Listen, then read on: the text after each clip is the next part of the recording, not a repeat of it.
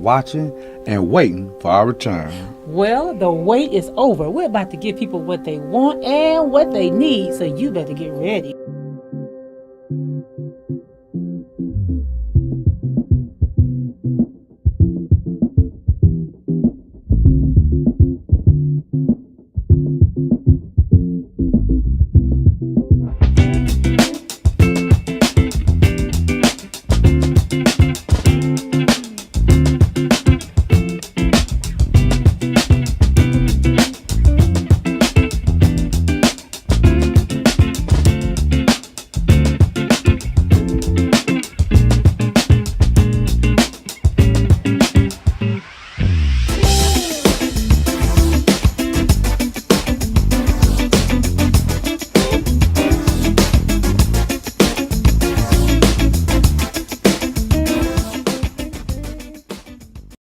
HD Graphic Design and Print, where they provide innovative and quality designs. They provide custom business cards, flyers, obituaries, event tickets, t-shirts, banners, and more. They are the one-stop shop for all your graphic designs and printing needs. Call today at 414-699-7729. That's 414-699-7729. Or visit them on the web at hdmediagrp.com. HD Graphic and Print. Let them make your next event a memorable one.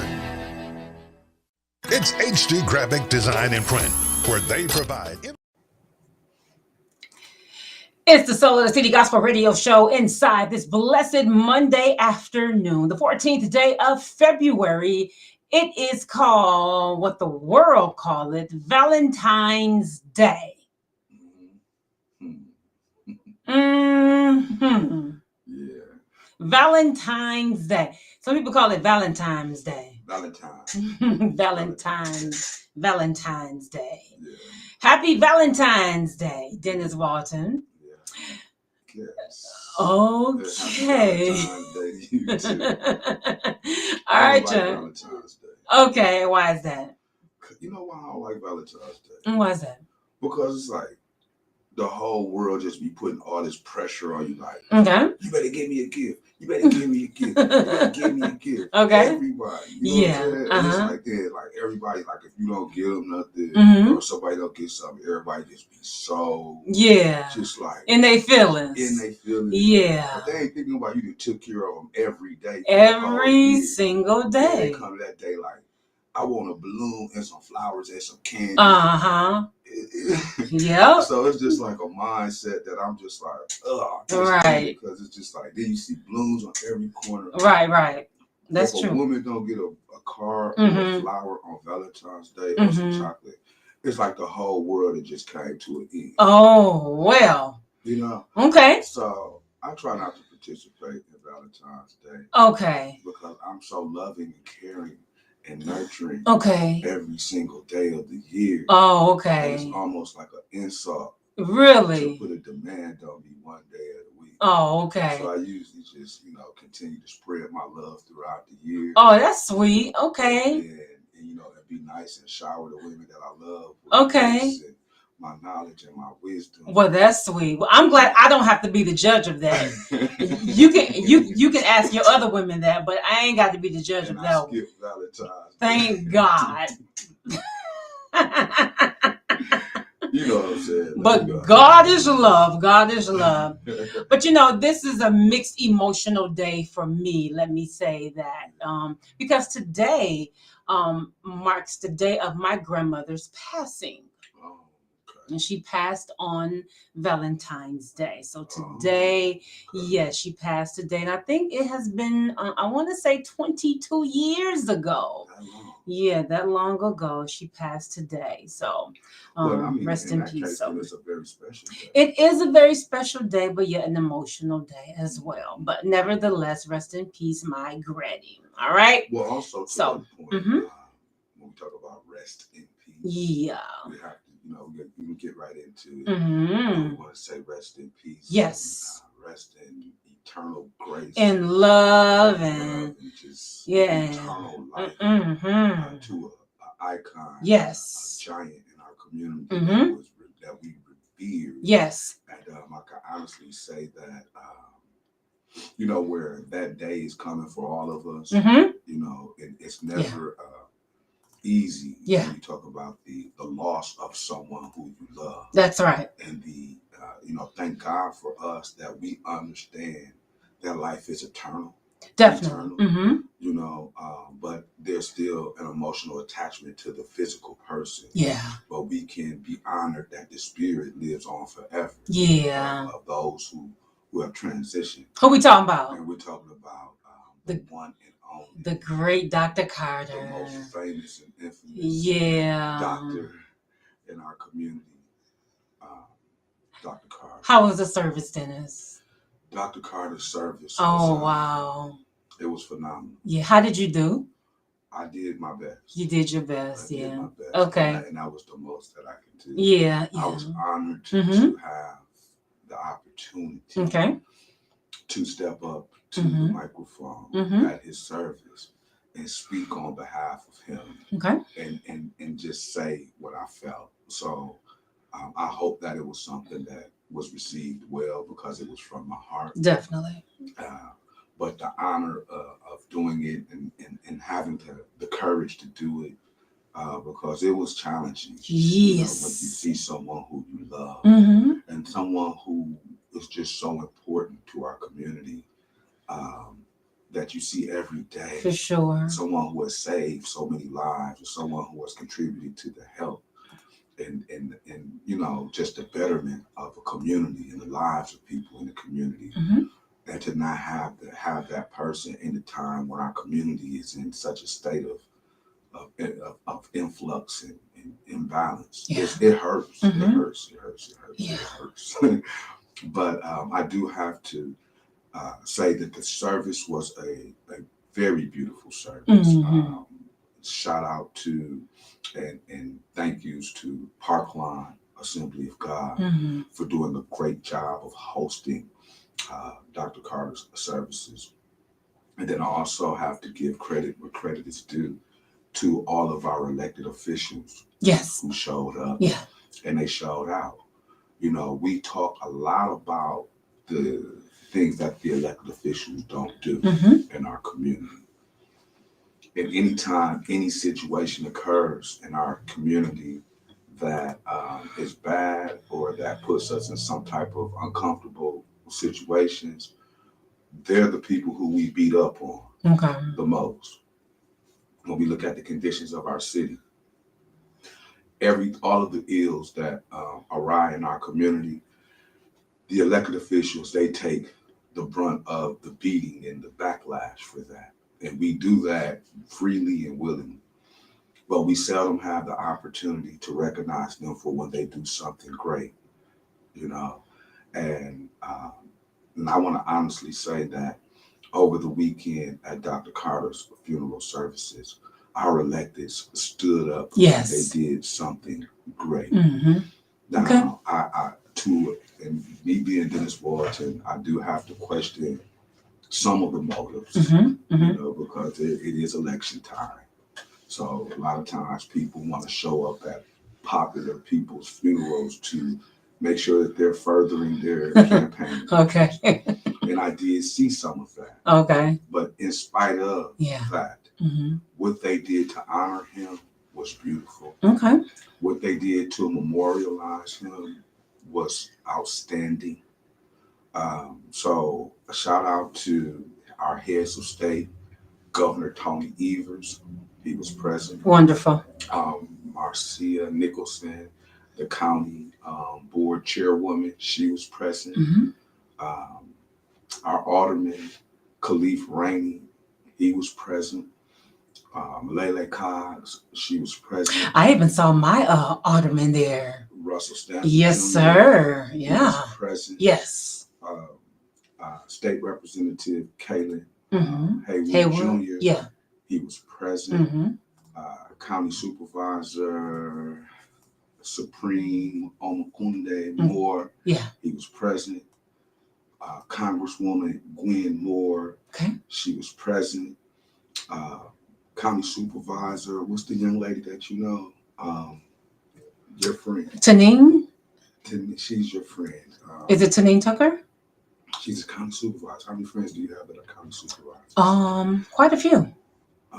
But she's county supervisor and she's like school board. She holds like 2 seats. I can't think of her name, but you know her very well. Okay. I apologize. That's okay. I really want to get, but That's okay. she was present. Mm-hmm. And who else? Oh, Saquana. Saquana. Yeah, Saquana, uh-huh. She was present. Yes. And I want to say, Mhm. if I'm missing anybody, Mm-hmm. I apologize. That's okay. But they memorialized him very well. Wonderful. They gave many of recognitions and, you know, just all the things that they bring out as far as proclamations and all of that. But the most significant thing is that they named the street after Dr. Carter. So from 24th and Burleigh to 24th and Keith, it will be Dr. Carter's Drive. Wonderful. They're changing the entire street Wonderful. from 24th and Burleigh to 24th and Keith That's absolutely to amazing. Dr. Carter. Absolutely amazing. And so, like I said, I just think that That's great. all that they did Yeah. to just make sure that his legacy moves, you know, remains. Mm-hmm. And there's going to be many things coming behind because we're going to be working on some significant things as well to keep his name alive. But I salute our elected officials on today Okay. for doing an excellent job of standing up and making sure that they acknowledge someone who was great in our community. That's And great. just to our community, to COA, also who I have to give a shout out to, who I forgot to mention, Yes. is Hyatt Pharmacy. Yes, definitely. Hyatt Pharmacy, we have to take our hat off to them for wrapping their arms around Dr. Carter, Mhm. for carrying him in his last days, and also being a part of his legacy and keeping it moving. As you know, Dr.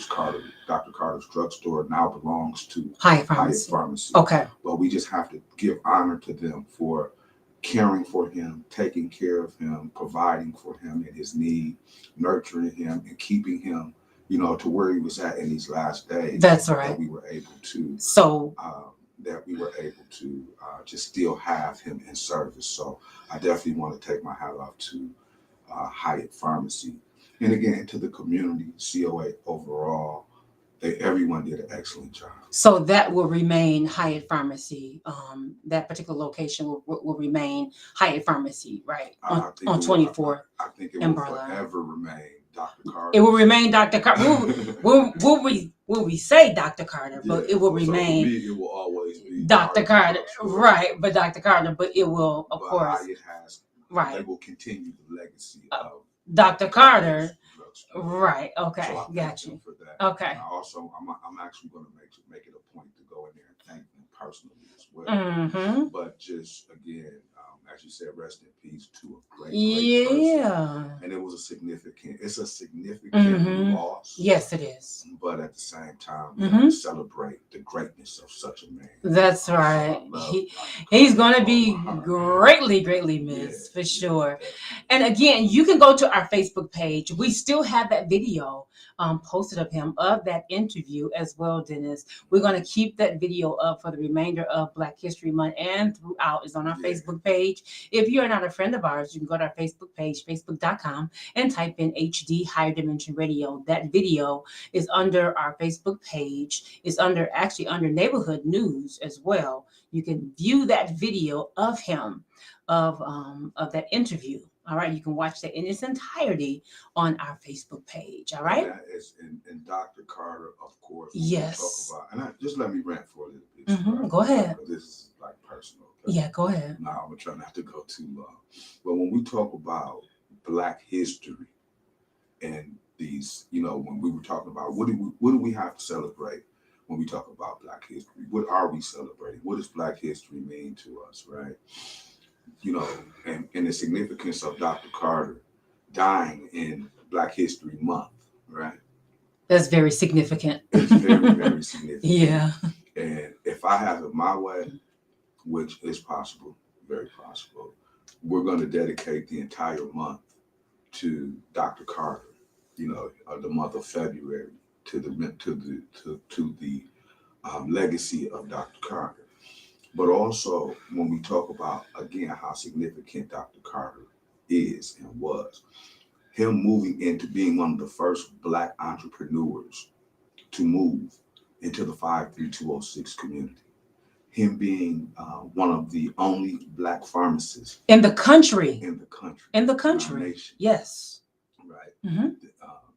And his struggle, mm-hmm. To persevere and all of the accomplishments that he achieved to get to that place, yes. from going to the top universities, mm-hmm. from going, being, coming from the Navy, being a veteran, mm-hmm. Just so many significant things, relocating from a place like Nebraska. Yes. That was where he was born, and right. that's where he was from, Nebraska. Right. Ending up in Milwaukee in the 53206 community in a all-white neighborhood, mm-hmm. all German neighborhood yes. at the time, mm-hmm. 1968, at the height of the tensions between Black and white and racial inequality, and him being an individual who had the ability to persevere in spite of so many different things that we can attribute and acknowledge about the greatness of Dr. Carter when we talk about moving into the 53206 and being a catalyst for growth and integration of Black people into the 53206 community when Black people weren't even allowed to live in the 53206 community on 24th and Burleigh. Dr. Carter being one of the first men that we knew in our community to have an interracial relationship, mm-hmm. An interracial marriage. His wife, Mrs. Carter, who was white and who no one cared about the fact that they were a Black and white couple, mm-hmm. because the love that they showed our community and the love that you seen between them was so sincere and so unconditional. And Miss Carter being a mother to every one of us, that we didn't see color. It was not significant to us. That's right. Dr. Carter being a pioneer in not only entrepreneurship and integration, but also in the field of medicine, mm-hmm. not only in pharmaceutical medicine, but being a sage and a healer, in our community that was the first one to introduce us to holistic medicine and natural medicine. And watching him create all of his own medicines to heal us and cure us over and over and over again. There was never a time that we would go to Dr. Carter with any sickness or any illness that he did not have an answer for what it was that we needed to heal ourselves, So that's just it. I'm barely scratching the surface on how great of a man Dr. Carter is Mm-hmm. and was Mm-hmm. to our community and what Yeah. type of pioneer. And I think that there's an opportunity for us to use his transitioning to reset the balance of the 53206 community. When you look at someone like him, Yeah. who is an example of how you change a community and how you represent the healing, the caring, and the nurturing of a community.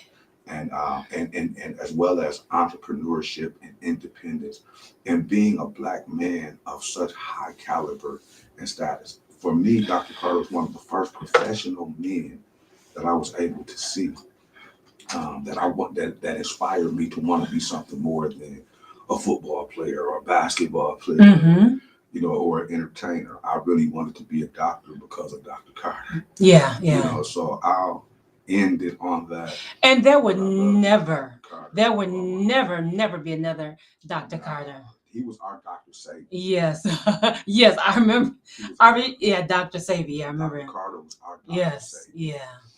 So Wow. long live the life and the legacy of a giant Yes. in our community. Mm-hmm. And we're going to make sure Mm. we preserve his legacy. Definitely. Yeah. And use him as a catalyst to bring balance back to our neighborhood and to our community, even in his transitioning. So, yeah, I'm gonna leave it at that. I love you, Dr. Carter, forever. And in the great words of my Dr. Carter, who was my father, my community father, top of the morning to you. Top of the morning. Yes. That's Dr. Carter. Yeah, Top of the morning. absolutely. Yeah. And when he used to call the radio station after his broadcast, before he ended his broadcast, he used to say those old cliches. He used to leave you something to think about. Yeah. It's like, some things that make you go, Yeah. I mean, So when you just think about the fact yes. that we were closing in on a very significant accomplishment. Yeah. Dr. Carter had made the commitment he was going to be featured on the Yes, Soul he of the was. City Yeah. at least once a month Yeah. for a limited amount of time. We were working that out to where he would come on monthly to give wellness updates and checkups and checks on the things that were happening as far as what we needed to do to improve our health. Yeah. And we were so excited that that partnership was supposed to be getting started at the beginning of the year. And unfortunately, we didn't get around to that because it was God saw something different for this time. It was far beyond our control, Dennis. Yeah, it was all good. Aggressively pursuing that partnership. Yeah. We were looking forward to having Dr. Carter be a regular guest on Soul of the City. But in spite of, we're still going to make sure we carry on his legacy for sure, and keep his memory alive. So, all right. Shout out to Doc. Okay. Yeah. All right. 22 minutes after the hour of 12 o'clock p.m. All right. So in other news, Dennis, Milwaukee police are asking for the public's help to locate a 13-year-old. I'm going to try not to mispronounce her name. Her name is Salaya Jackson. We posted her photo on our Facebook page.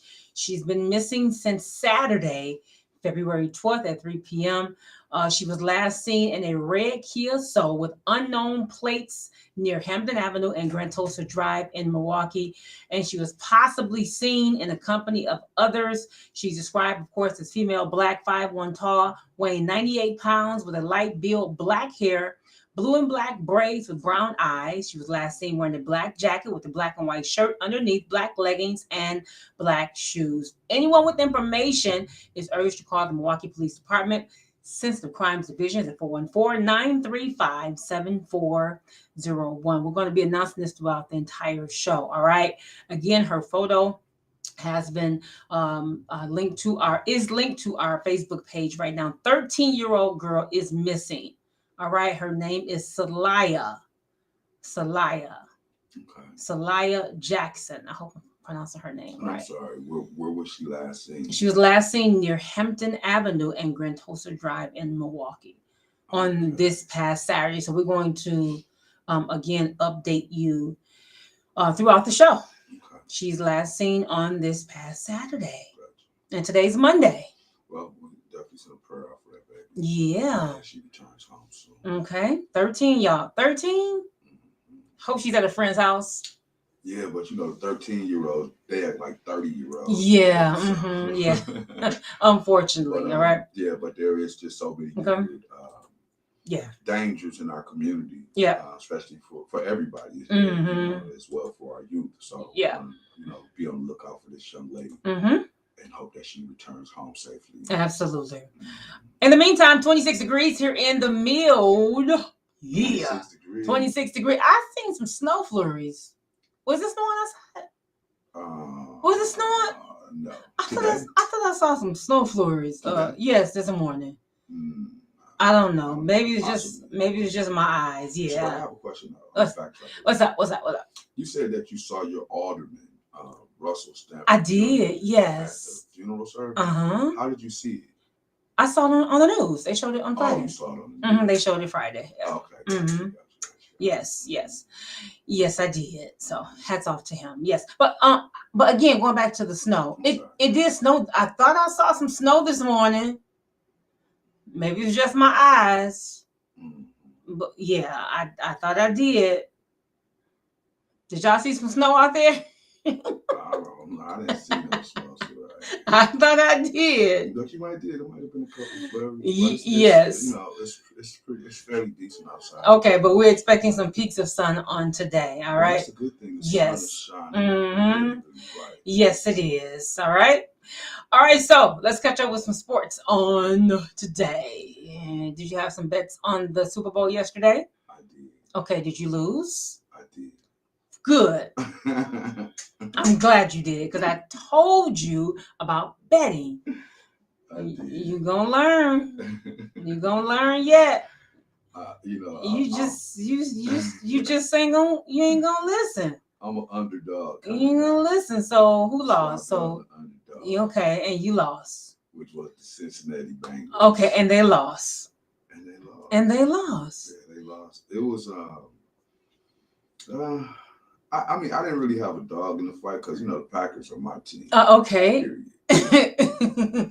But at the same time, Okay. you know, I bet on the underdog because if you understand betting, No, and I'm glad I don't. right? If you understand betting, Okay. if you bet on the underdog and the underdog win, then you make more money than anybody else. Okay, I'm so glad I don't. Okay. And they lost by like 3 points or something. So is I it? don't remember the actual score, but it was a low scoring game.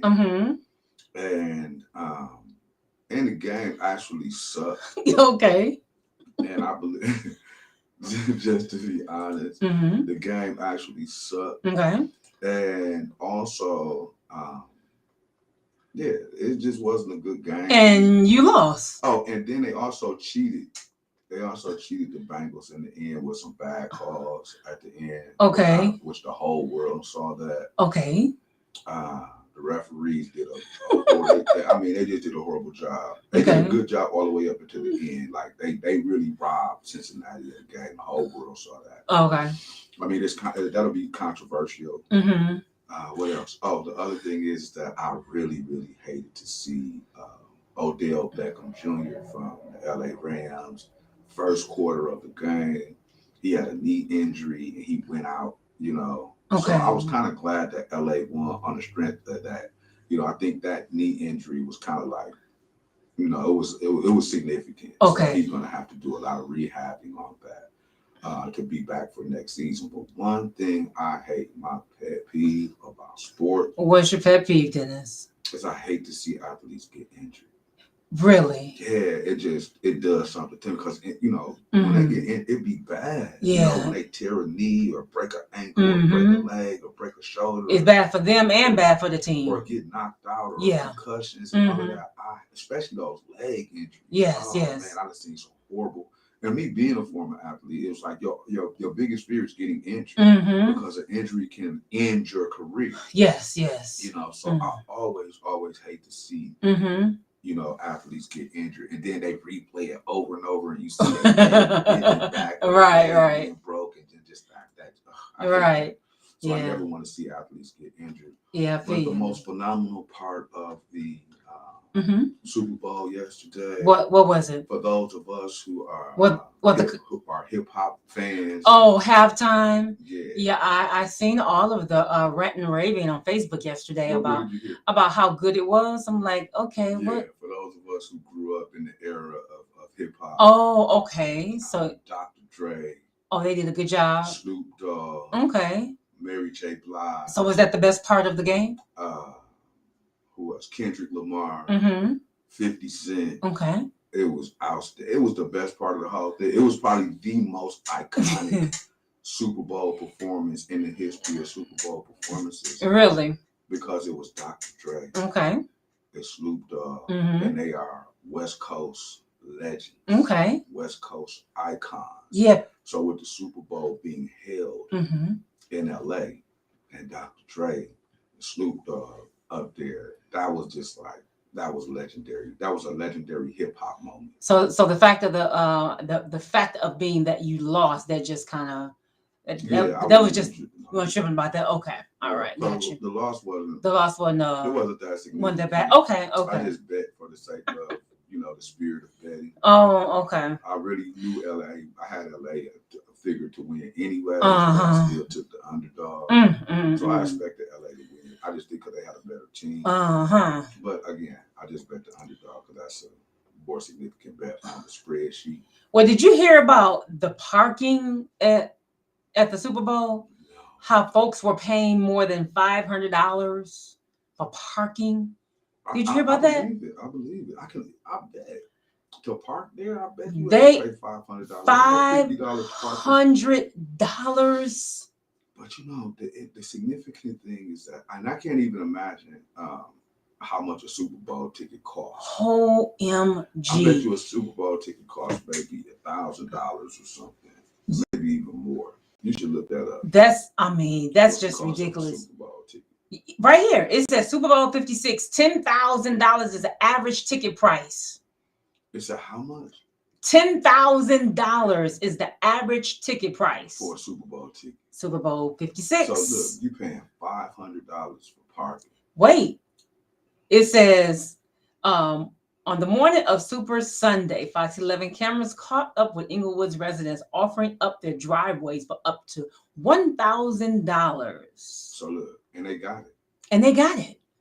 So again, you're paying $1,000 for $10,000 for a Super Bowl ticket.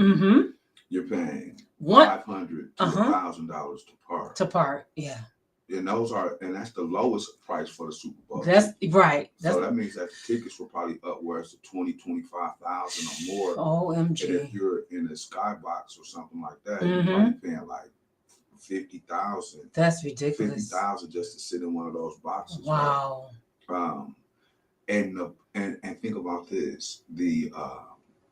So you gotta transport yourself there. That costs the transportation, whatever vehicle you're riding, however you're getting there through Uber and all of that. Most people then went and bought the jerseys of their favorite person. Right. People are commuting a lot of people had to fly in from Cincinnati, who were Cincinnati fans, to LA. So you got to pay for your travel, your stay, all of that, right? So you got people spending upwards of $15,000, $20,000 per individual. That's ridiculous. To see this game on the low end, right? Or less, maybe $10,000, $15,000 or something like that, to see this game or to experience the weekend. Wait, my cousin said I hear $3,000 was the lowest ticket. Was the lowest ticket $3,000? Wow. So okay, look. So you couldn't get there like right at the game. You had to get there the day of or 2 days before. That's ridiculous. So you had to get there that Friday. So you had to get your hotel. Which is probably ridiculous because it's Los Angeles, first of all, and it's Super Bowl weekend. So hotel prices are through the roof. You have to pay for your travel. You know what I'm saying? Which is, travel is going crazy right now. Airplane tickets are not cheap. Then you're paying $3,000 at the minimum for a ticket. So you're looking at the minimum of a $10,000 trip. Minimum. For one day. You're looking at the minimum of $10,000. That's ridiculous. And then you got to eat and all of that kind of stuff. Yeah, got to eat. Okay. Yeah. Now, and it's sold out because people paying like somebody. I saw a post where someone paid like $2 million for like 10 people to have like a skybox seat at the Super Bowl. The cost was what's the boy Antonio Brown. Okay. The ticket was $2 million. I mean the cost was $2 million to go and be in the box. Okay. And again, I'm going back to this. It was sold out. Sold out. But then we sit here talking about we don't have no money. It had to come from somewhere. You know what I'm saying? Like, yeah. That's sad. Just prioritize those type of things, and then we sit here and talk about how poor our nation is, how poor our communities are. You know, like why? And it's a whole lot of people who didn't have that money, and they spent it on that. Yeah. So again, that's a lot of money. But sad. Overall, you know, the game was overall the game was weak. It was weak. Yeah. All right. But the Super Bowl halftime performance was okay. That was the best part of the game. Iconic. All right. So speaking of football, back here at home, let's congratulate Leroy Butler. Yeah. Leroy Butler, he's elected to Pro Football Hall of Fame. Yes, he was. Congratulations to him. And that is, of course, my good friend, Genesis Butler's husband. Keisha, Genesis Butler. Genesis Jordan. Remember Genesis? That's her husband. That's our good friend, Genesis. Yeah, that's our good friend, Genesis. Your friend is married? Yeah, we went to college with her. Yeah. Absolutely. Leroy, they've been married for about I want to say about 5 years. About 4 or 5 years now. It's been a minute now. So she married him after his career. Yes. Yes. Well, so congratulations, Leroy Butler. He's officially a Hall of Famer. What's that? Is that maybe 2 months ago? We interviewed him. We did. And he made a promise to us. What was that? Promise was that after he got inducted into the Hall of Fame, that he would come back to Soul of the City to make sure that he did an interview with us. Talk about that. I don't remember that, but okay. I remember. I don't remember him saying it. Okay, we got to get him back on the show. We got to get him back on the show then. Okay. So I don't remember him saying that, but okay. That's a testament. Yes, I don't recall that. That man said specifically. Okay. Call me. He said, I'm gonna make sure. Okay. Come back and do an interview. Okay. Okay. Wonderful. Okay. After I'm inducted into the Hall of Fame, I want to make sure that I come back and do an interview. I need to replay that show. Yeah, you do. Wonderful. See, that's why you gotta have.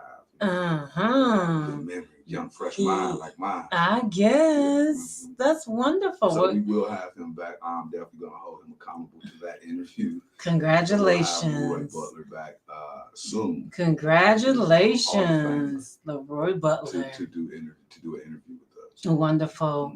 All right, 37 minutes after the hour of 12 o'clock p.m. I'm sorry.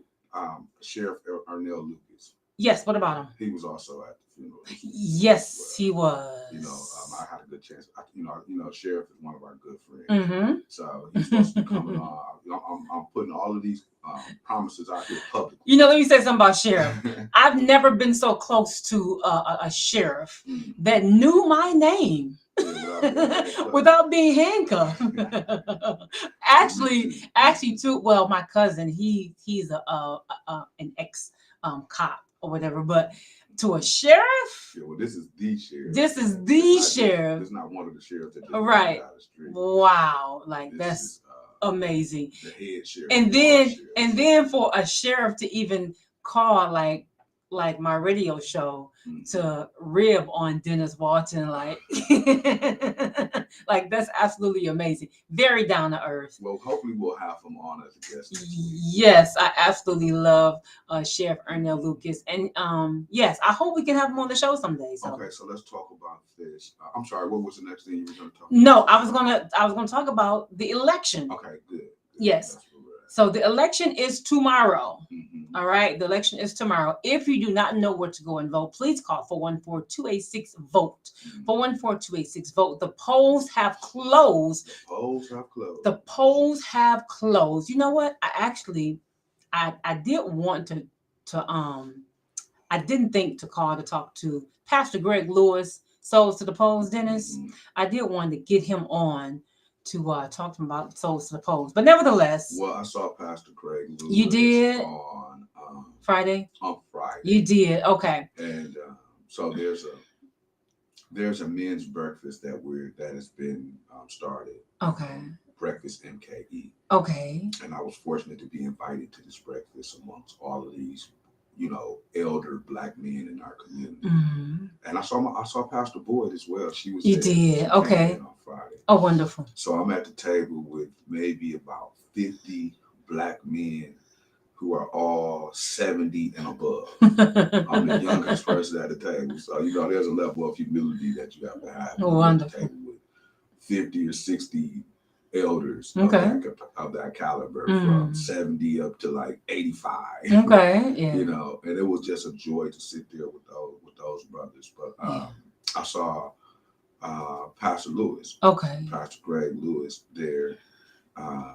And we had a good conversation. We talked about some things. I'll tell you about them. I'll tell you about that off air. Yeah. Wonderful. And, Pastor Boyd was there as well. Mm-hmm. But yeah, shout out to the breakfast. But it just, again, going back into the, and they have some candidates there Mm-hmm. for election. Wanda was there. Yes. Wanda Montgomery, she came out. Wonderful. She was Wonderful. there.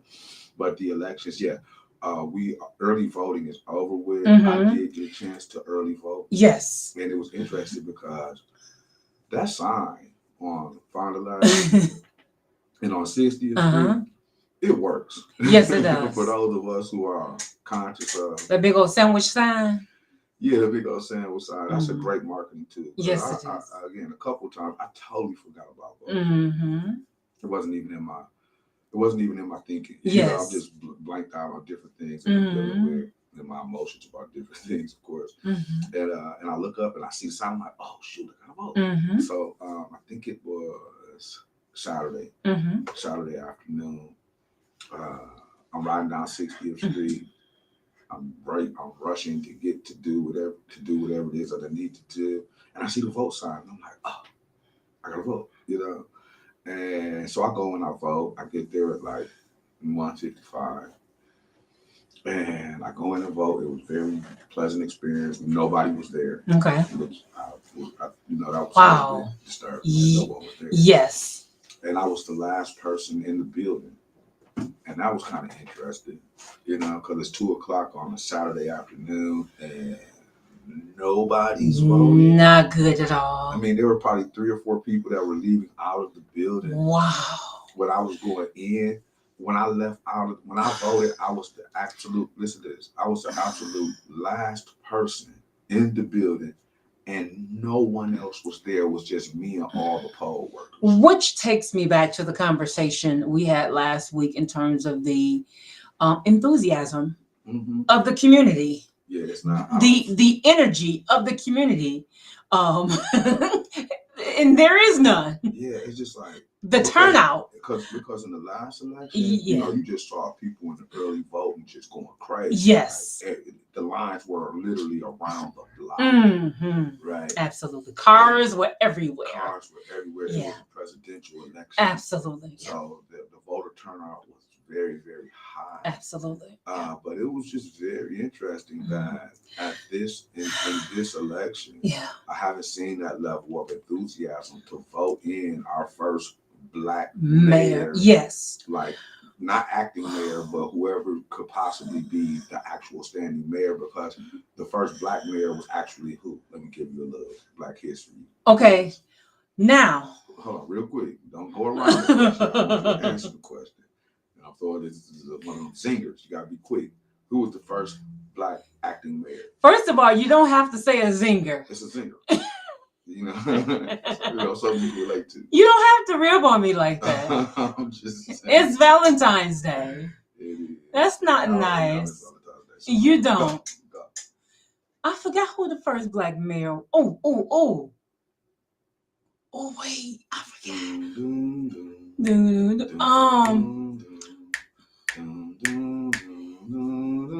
It's at the tip of my tongue.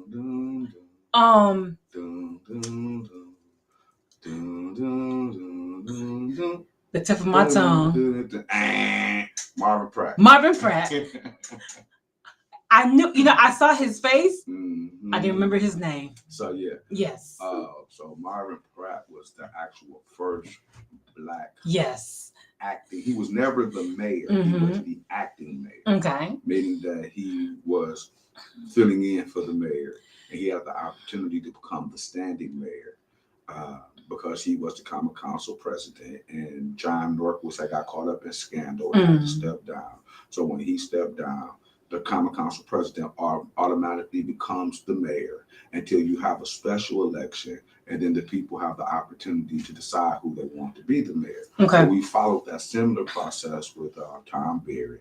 He stepped down, and he didn't step down in the face of scandal, but he, in my opinion, he stepped down in the face of disgrace because of the condition after 18 years that he's left our community in as a broken, stagnated community.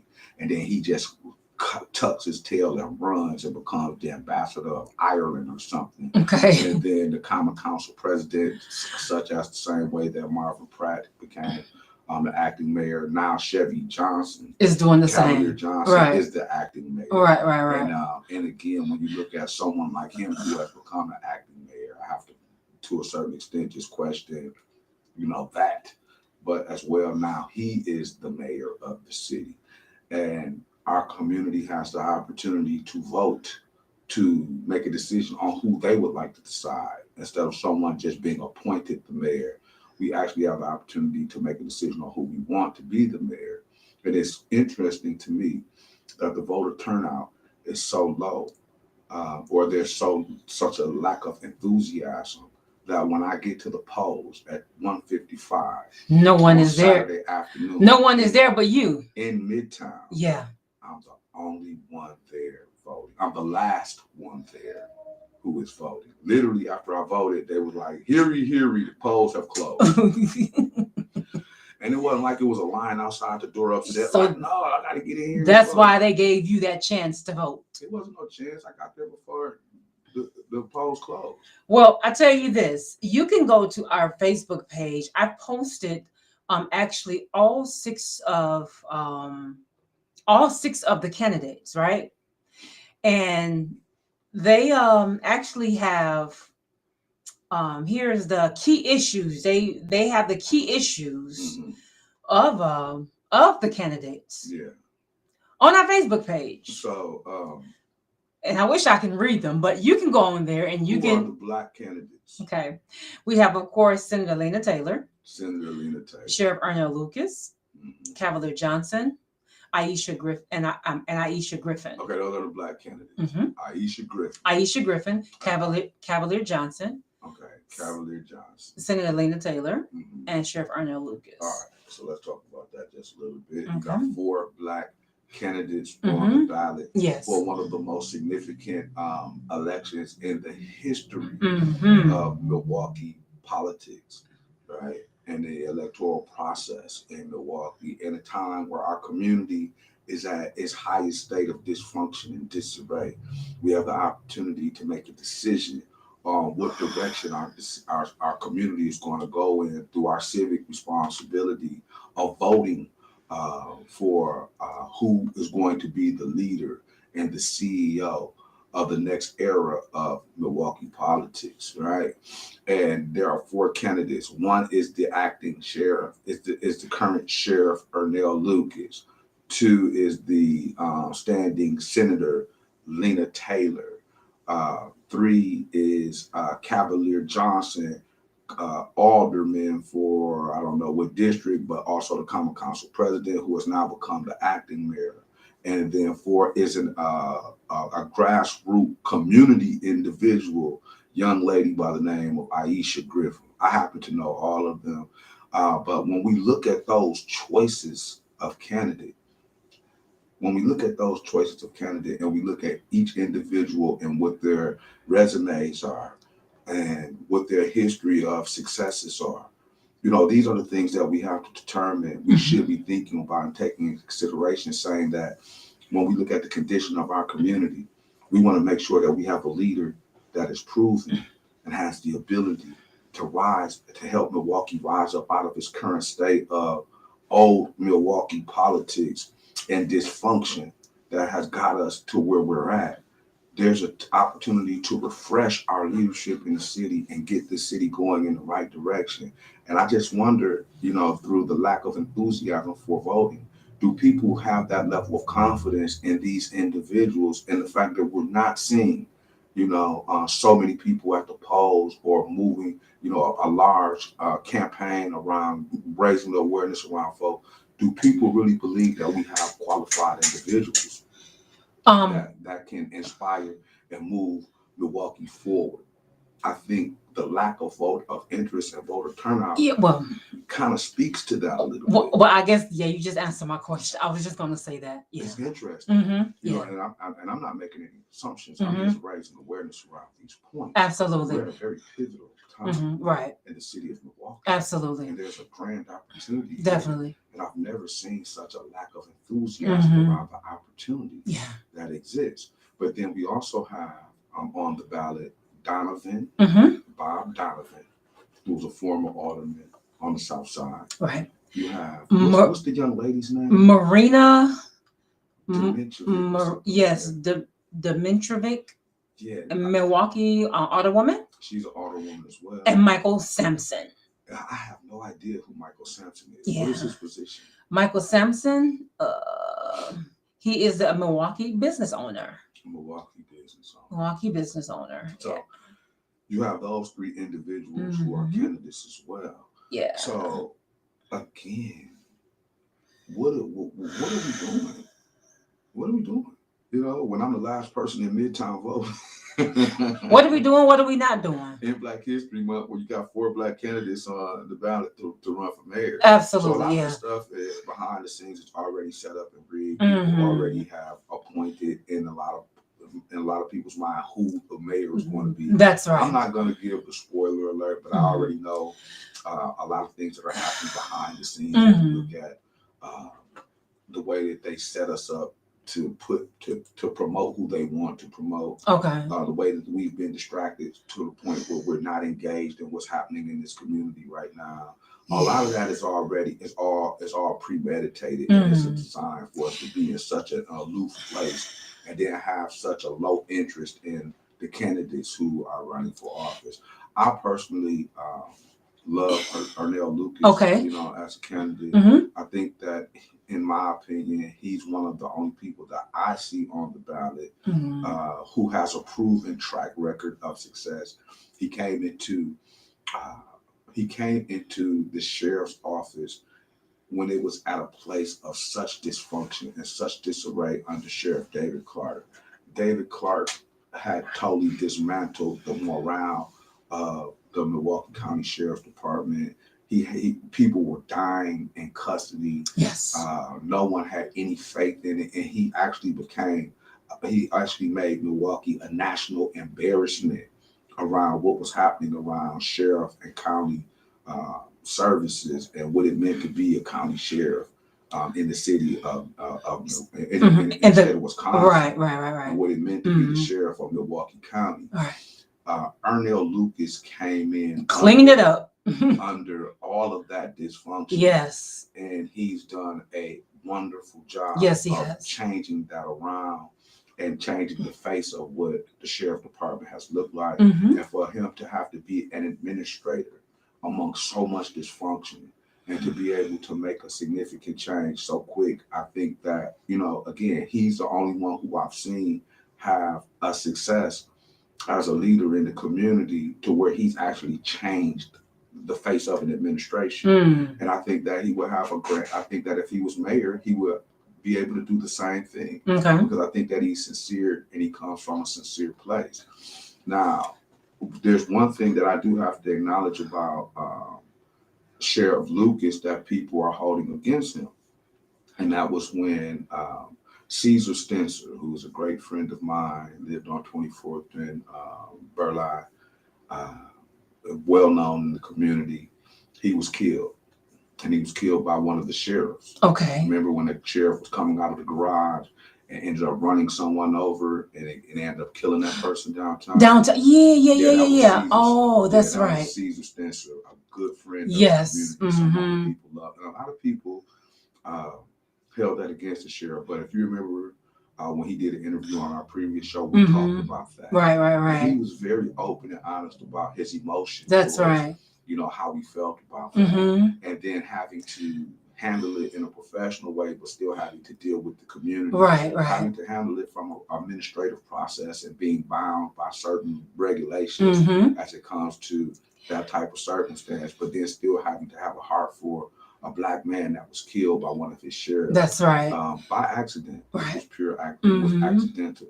So a lot of people didn't like the fact that they felt like he should have been more vocal. That's about, right. That circumstance. Yeah, I remember that. I did get a chance to hear the sincerity in him as it pertained to how he felt about that. Okay. We talked about it openly on our platform when we interviewed him, and I think he was quite sincere about how he felt about that. Okay. But, you know, again, just from my knowledge of candidates, I think that he has a proven track record of success. Okay. You have Lena Taylor, who's been, she started out as a state representative, and she's been senator for quite some time now. I want to say, I don't know. I don't think she was ever a county rep, but I know of her tenure from being a state representative and then moving to senator from there. She ran for county executive. She didn't win. And then she ran for mayor. She ran for mayor, I think, twice already. This is the second round. Is this the second or third? Okay, I thought anyway, this it's the second or third time that she's ran for mayor. I think this may be the third time that she's ran for mayor. Okay. And you know, the first two times or whatever, she hasn't succeeded. Yeah. What else did she run for? Did she run for governor? I think she ran for governor against Scott Walker. Yeah. I believe she ran against Scott Walker. I know she ran. I can't remember. I think it was governor, and then she ran for mayor. I'm not sure. But she's had multiple runs at other seats outside of her Senate seat. Let me say this. I believe she ran for governor because I remember the year I interviewed her when she ran for governor because they had to flee the city one year. They had to flee to Illinois. I think all the candidates had to flee the. Well, they did the way to like yeah. vote that they were doing. Yes, absolutely. So I do. But remember I don't know that. if she was running for governor or county supervisor. I mean, for a county executive at that time. Because remember, Scott Walker was the county executive. Okay, and well, I know she ran against Scott Walker when he was county executive. She ran to be. So she wasn't running for governor. She was running for county executive. I'm not sure. Okay. I'm not sure. But again, my point is that she's made multiple attempts to run for other seats. Okay. But in the 18 years that she has been in office, she's been running. Yeah, she's been running. Yeah. But again, the way that I can go to Sheriff Lucas, and I can specifically say I've watched him come into a dysfunctional administration and watched him change it around and do an excellent job at moving it forward. In the 18 years that I've seen Senator Taylor be a senator, I can't say the same thing. Okay. I can't say that I've seen her be successful at anything. Now, it's not that she hasn't been successful at anything. I'm just saying that there's nothing visible that I know of that's in the public.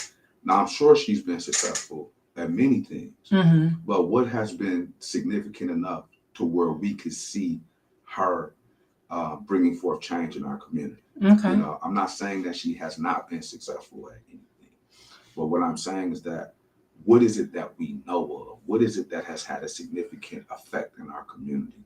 What is it that we can say, wow, because she's been in office for 18 years, her tenure and her experience has moved this community forward, and it has made this community a better place.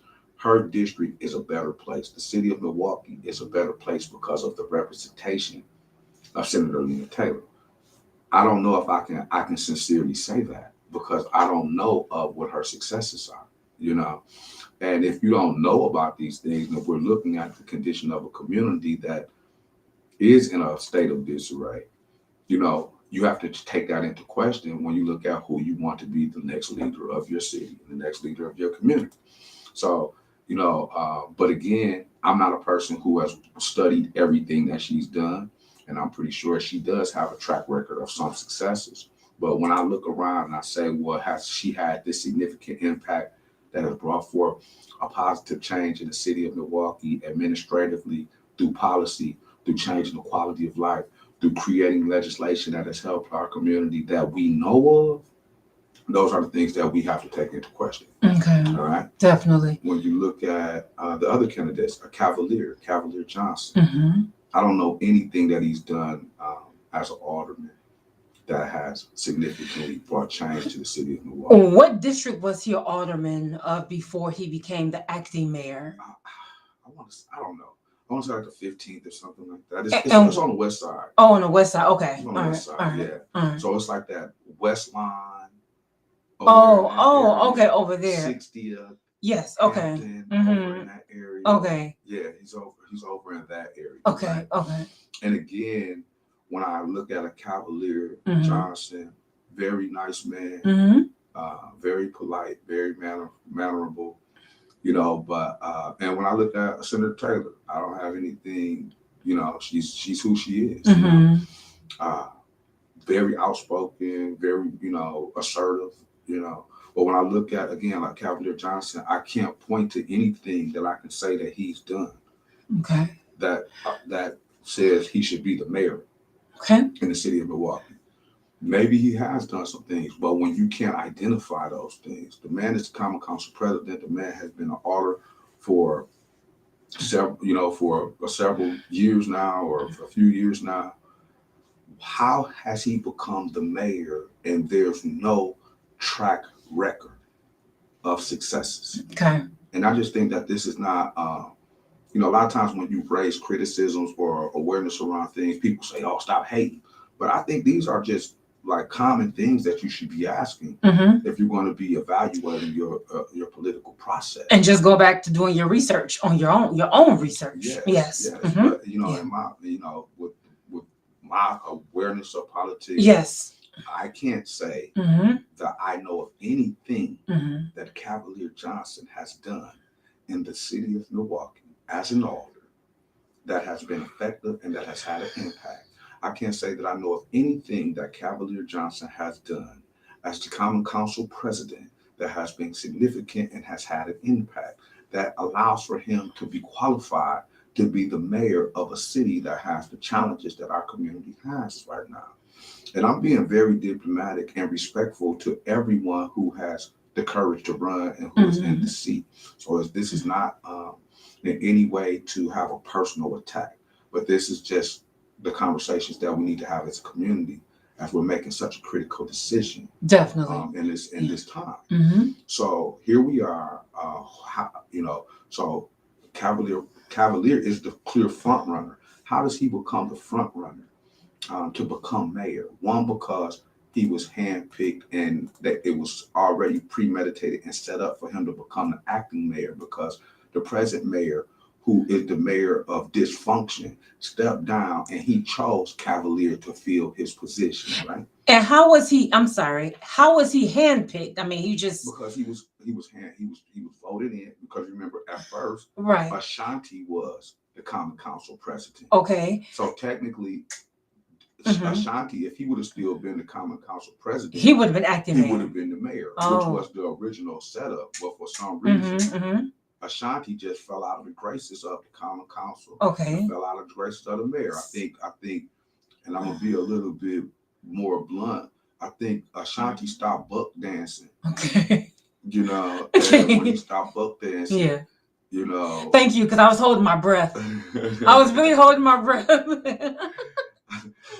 I don't have a bleeping effect, sound effect. Like I think Ashanti stopped buck dancing and pissed some people off. Okay. Because he didn't want to be their boy no more. Yeah. And so they had to choose new boy. Okay. And that's my sarcasm.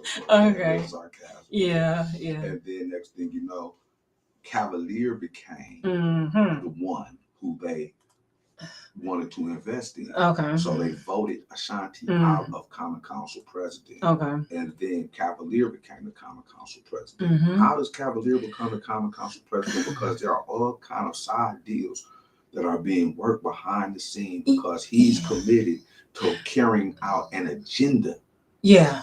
that he sees fit. So he was chose. That's why I say he was handpicked. Okay. And the mayor wanted him to be appointed as the next mayor, and it was already set up for the next mayor to be this black mayor, the face of a black mayor. Now, does he have the character of a black mayor who's going to be connected to black issues, or is he going to be the face of a black mayor who carries out the agendas of other interests that are not significant for the empowerment of a black community, which we've seen happen up until this point? Yeah, I mean, because did he have the qualities, or did he have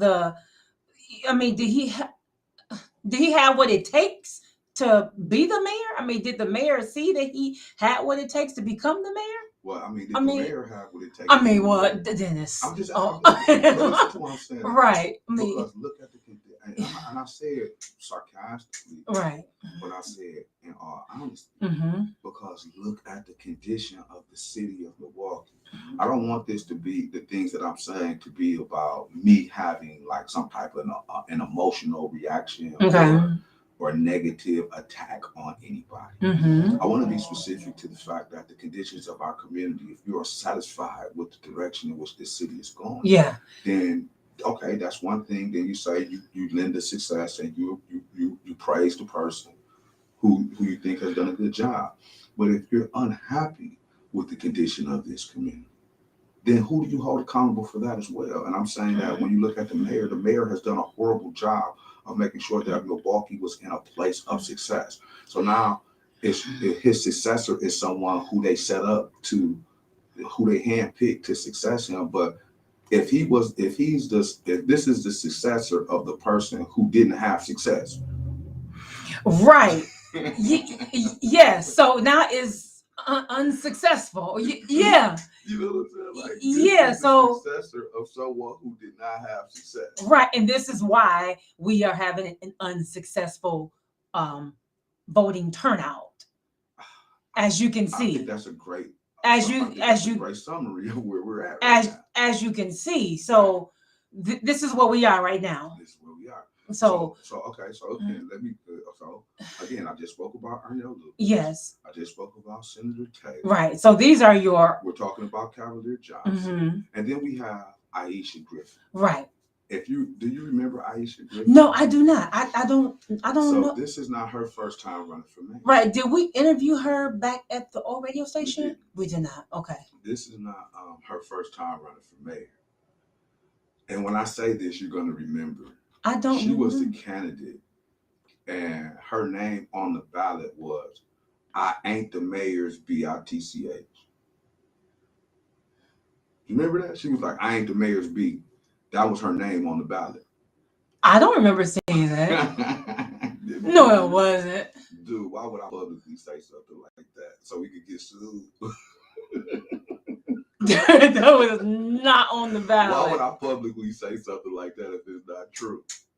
Think about it. She had that on the last ballot? She had that on the last. Her name on the ballot was "I ain't the mayor's BITCH." That was her name on the ballot. If you was going to vote for her, that's who you had to vote for. That was her name on the ballot. Oh, okay. And I know Aisha Griffin because when we were working, we worked collectively on Mike McGee Jr.'s campaign. Okay. I worked with him. So we all come from out of that mess that we were a part of. Okay, let me see what she had to say. Okay, I have the okay. But again, I've had the opportunity. I know Aisha. I've worked with her, and when we were working on the campaign with Mike McGee, she was very committed, very active, very passionate. A young woman who has a lot of knowledge. I want to say she's done a lot of paralegal work, so she has a lot of legal information. But I mean, a very bright young lady. Okay. If you did have the opportunity to listen to her, and she may come off as a person, as they say, that's aggressive. Not even aggressive. Okay. But I don't want to say the word ghetto. Okay. But just not your traditional. She's not the traditional politician. Okay. What I'm saying? She's coming from a more grassroots perspective. Mm-hmm. And whereas she's not a person who's been in office before, Okay. I can't say that she's not a qualified individual when we talk about having the heart Mm-hmm. and the concern for the community, Okay. and who is one of the people of our community who has persevered through struggle because she's had a lot of her own trials and tribulations. Yes. You know, Okay. but a very grassroots culture, like revolutionary type of spirit, power to the people mindset, in tune with the issues of Black people. Okay. If I had to speak to what I have seen of her, those would be the things that I would say that I know of her. Now, is she the person who's qualified to be the next mayor in the city of Milwaukee? I don't know. Okay. But if you ask me what I know of her, I can't say anything bad about her. You know, Okay. I can't say that from the experience that I've had with her. Yeah. That she's been, a person who's been committed to community, committed to politics, and committed to change. She has a very thorough level of knowledge that if you talk to her, you would probably be very surprised about how intelligent she really is, and understanding she is. And she doesn't lay down. She's not a person who I think sells out or can be bought or who can be sold. Okay. Well, Dennis, I think all of these candidates have one thing in common. And I'm just talking about the Black candidates. Okay, well, because I can't really speak to the white candidates. Well, we're going to sum it up. Right. Who has a very racist. Well, I'm going to talk about him too. Go ahead. Okay. Well, I would just say before we go to break, just to sum it up for them all, that they all have one thing in common, and that is to bring change. No, they don't all have that. Well, I mean, I was just reading. I was just reading some of their synopsis. Yeah, I don't believe. Yeah, well, Dennis, they do. Like that's just in writing for public. Okay, well, Dennis, give them the benefit. No, I'm giving them the benefit. I'm talking about them is giving them the benefit. Okay. And what I'm saying is that. Okay, yeah. No matter, I'll accept that. Listen, I'll accept that. Oh my God. All of them are going to report change in some way, whether it's good or bad. There you go. Whether the change is good or bad. You just shooting down everything I'm saying. Look, I ain't shooting it down. Oh God. I'm not shooting it down. Okay. All right. I'm saying that you're right. Okay. They all are about change. Is that change going to be significantly good there you or go. significantly bad? All right. In the climate in which we're in. Okay. And I'm gonna talk about Donovan real quick before we go to break. Okay. Go ahead. Okay? Bob Donovan was a former alderman on the South Side. Yes, I think the 5th district. I think one of those districts. Yes. Yeah, he's no longer the alderman. He ran for mayor. Yes. Over and over again. This may be like his 3rd time running for mayor, something of that nature. But as well, a lot of people like Donovan. A lot of white people like Donovan. Okay.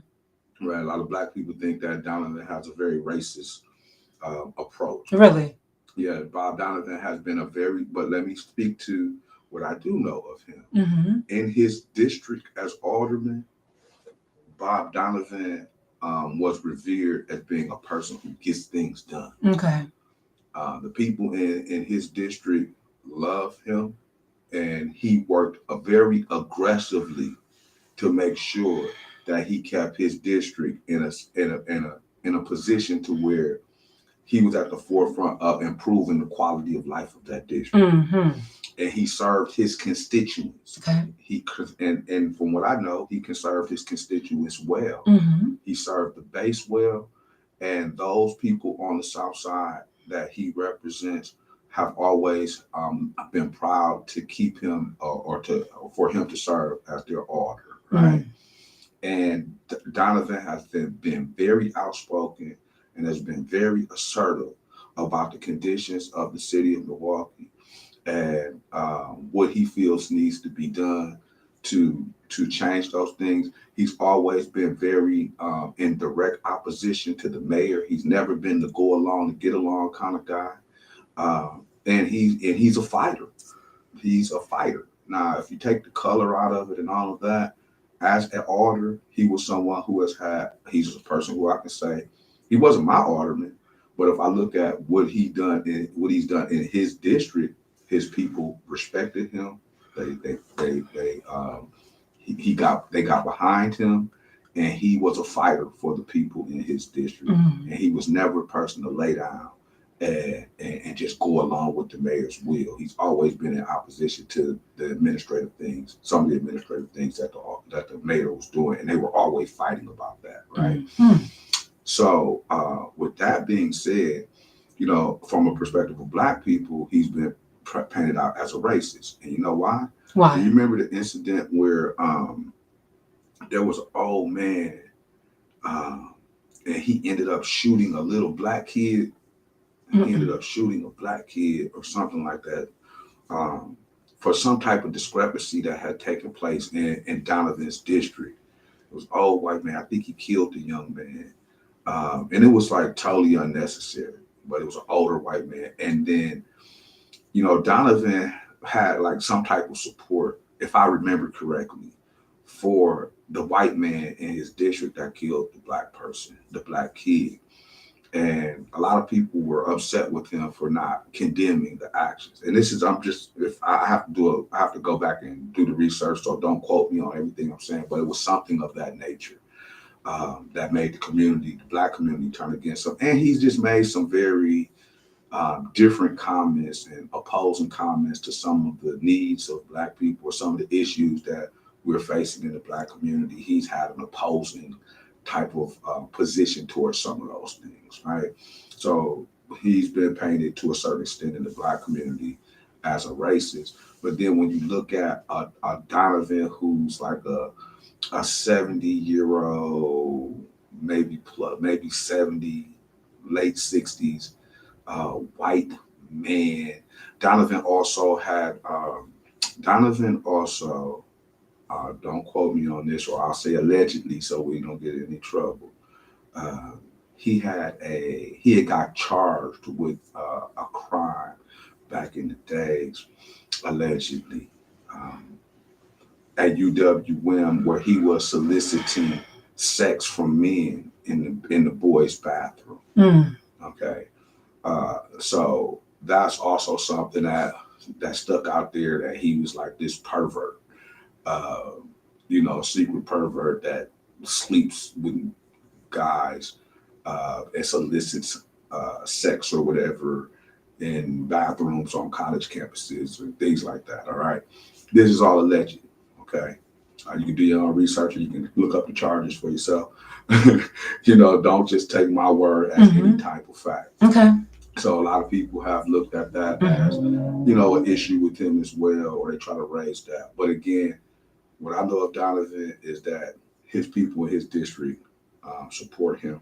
Okay. So he's possibly going to, you never know, because he's already ran for mayor. You don't know what type of turnout it will be. He may be on, in the general election. That's right. Now the other two candidates, I don't know anything about them. Right.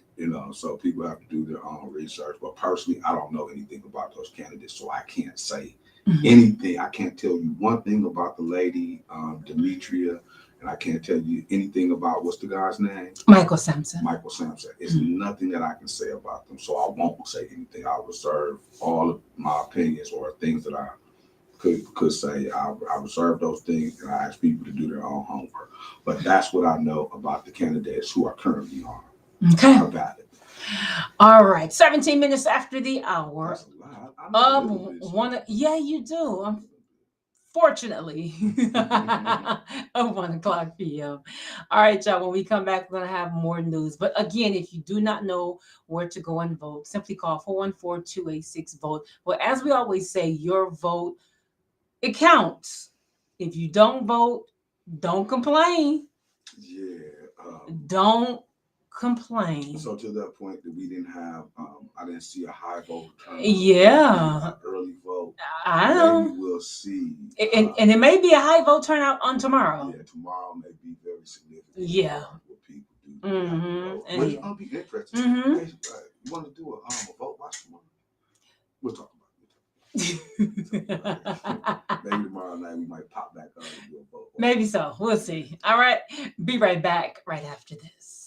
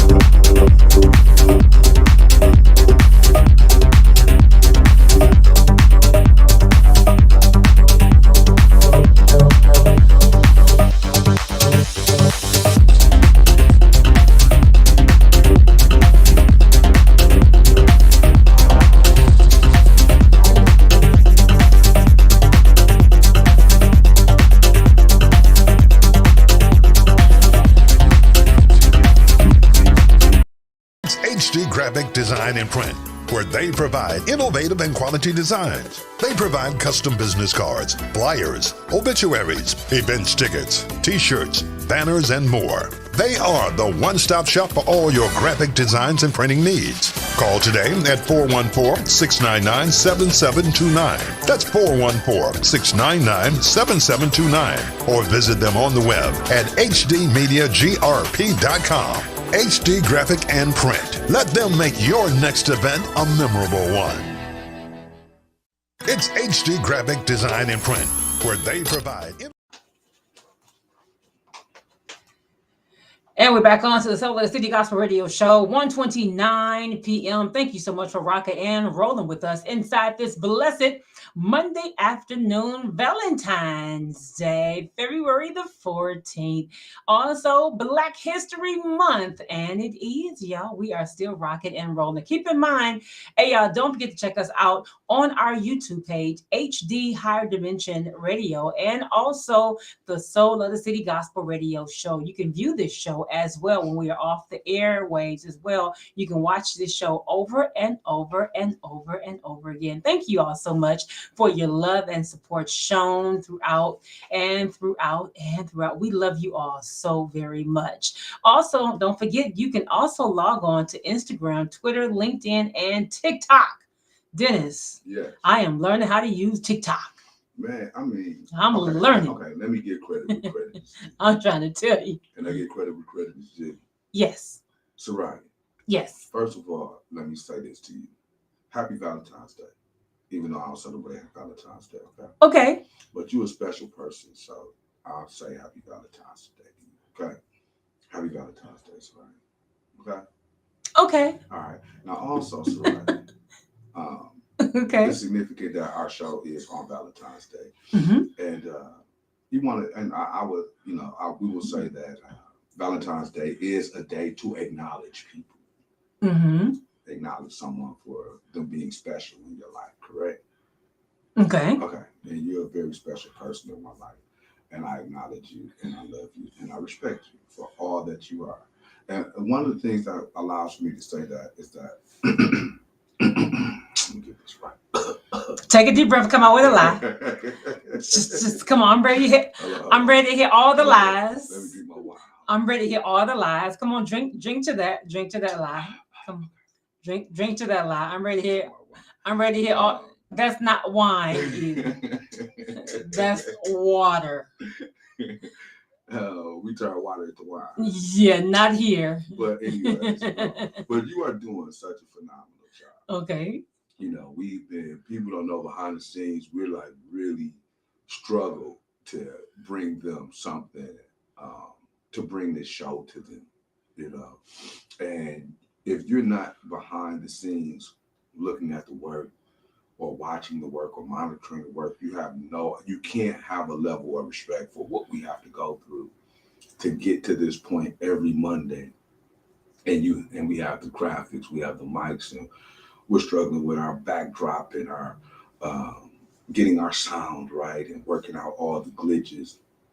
People just see us and they have no idea the level of work that goes into us being able to bring them something consistent, right? Our show started on what day, Soraya, this year? I'm tired of all these questions. Zinger. You know, unless you have a real zinger, would you please stop saying zinger? When did we start? We started before the new year. We did November 8th. Was it November 8th? Okay. So we've been on since November 8th. November 8th or the 15th? One of those. It was like our 9th year anniversary or something like that. Yes. Right. It was. We've been on the radio for like 9 years in November, correct? Yes. Something Yeah. like that. Mm-hmm. So we've been on November, December, January, it's February. Right? Yes. So we're 4 months, we're on 3.5 months. Mm-hmm. People have no idea how hard it has been.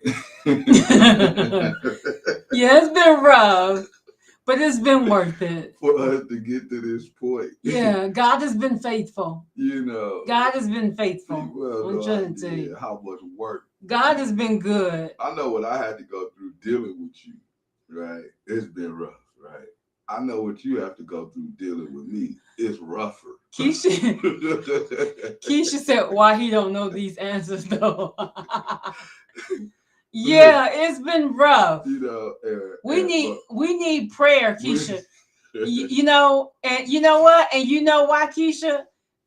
And I felt, you know, disobedience is a sin. Because my Uncle Bishop did tell me to call Elbert to have him to pray over the show. and I didn't. I did, but he was busy. So the next time I'm going to reach out to Elbert and have him to pray over the show. That's why it's been rough. That's why it's been rough through here. No, I think it's been rough because that's just like when you're learning something new. Yeah. You know, you have to be committed to something new. Otherwise, you'll abandon it as soon as things get rough. And over Dennis, that's right. But one thing you have not done, Soraya, is you have not abandoned the process. And you've been working tirelessly and diligently to like make sure that we're up to speed on learning what we have to learn to get this technology up, the graphics up, the sound up, just all those things. Like, again, people will definitely, they don't have an understanding of, they just see us and people like, whatever, people have their judgment. But I want to say thank you. And I want to say I'm proud of you, and you've been doing a phenomenal job of dealing with me and all of the other things that come with Soul of the City. Thank you. Thank you. And thank you. Thank you. And that's from the bottom of my heart.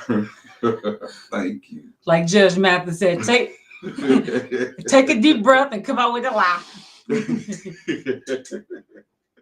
No, for real though, man. Y'all just don't know subscribe be doing. She be working magic back here, working real magic. And one day this show gonna be the biggest show ever because we're not gonna give up. We're gonna keep on fighting through it. I do it all for the glory of God. Yeah, and you do a great job. I do it all for the glory of God. I'm acknowledging you publicly on Valentine's Day to let you know that I love you, I appreciate you, you know, and you've done a great job of making sure that you're bringing us forward and moving us forward in media, and things can only get better from here. So thank you, Soraya. Keisha said, this is still the beginning. I'm waiting to be able to switch to y'all station on Sirius. Keisha, that's gonna be major. Oh, MG, yeah. I toast to that. Oh, wow. A little more wine. Dennis, that is not wine, y'all. Is he cold with that scarf and glove? I would, you know. No, this my Black History look, y'all. Yeah, he trying to look like I'm militant. He trying to look like a black panther. Not panther, but a black panther. With an F. Not panther. And see these gloves, these are the copper. These the copper fit gloves when you got arthritis. Those are dollar store gloves. No, these ain't these Walgreens or Walmart. Keisha said Black Nativity. Oh, dang, they get it into it. That's way below the belt. OMG. OMG. No. No, y'all gotta appreciate my blackness. It's my black history look. And these are copper fit gloves, you know, for when you got bad arthritis and stuff. Yes, when you have When you get old, you gotta wear these. Yeah. They just look cool though. But they really help with my arthritis. Where you steal them from? Oh, we need to be a sponsor. Look, copper fit. She said, "Nope, you look cold." Oh yeah. You do look cold. You really do look cold. Yeah, I guess. All right, y'all. 38 minutes after the hour of 1:00 p.m. As we mentioned earlier, we're going to be talking about this young lady throughout the show. The Milwaukee police are still asking for public's help, your help, to locate 13-year-old Celia Jackson. Celia Jackson, officials say. She was last seen on this past Saturday, February 12th, in a red Kia Soul with unknown plates near Hampton Avenue and Grand Tulsa Drive in Milwaukee. She was possibly in the company of others, and she's described as, of course, female, black, 5 inches, 1 feet tall, weighing 98 pounds, with a light build, black hair, blue and black braids, and brown eyes. She was last seen wearing a black jacket with a black and white shirt underneath, black leggings, and black shoes. Anyone with information is urged to call the Milwaukee Police Department Sensitive Crimes Division at 414-935-7401. We have posted a picture on our Facebook page. She has blue and black braids. Pretty young girl, 13 years old. All right. She is missing, and Milwaukee Police is seeking your help. All right. Speaking of youth, your acting mayor, Dennis Cavalier Johnson, just announced today the applications are now being accepted for a Milwaukee Summer Youth Internship Program. And the SYIP program provides local youth with employment and life skills and helps them meet educational, job readiness, and career exploration goals. All right. After 2 years of virtual programming, the SYIP is once again offering paid in-person positions with the city government and local businesses for high school age young people in Milwaukee. Now, the summer, approximately 130 slots will be available in the SYIP for eligible youth, Milwaukee residents ages 16 to 19. Application information is available now at milwaukee.gov/SYIP. And this information is available on our Facebook page at facebook.com. And you can go to our Facebook page at Higher Dimension HD Radio. All right. Okay. That's more, or you can go to the website at milwaukee.gov/SYIP. And again, for those who can you just go back over that one more time? Absolutely. The acting mayor just announced today there is a summer youth internship program for Milwaukee youth ages. It is ages 16 through 19. You must be a Milwaukee resident. And you can go to the website, milwaukee.gov/SYIP.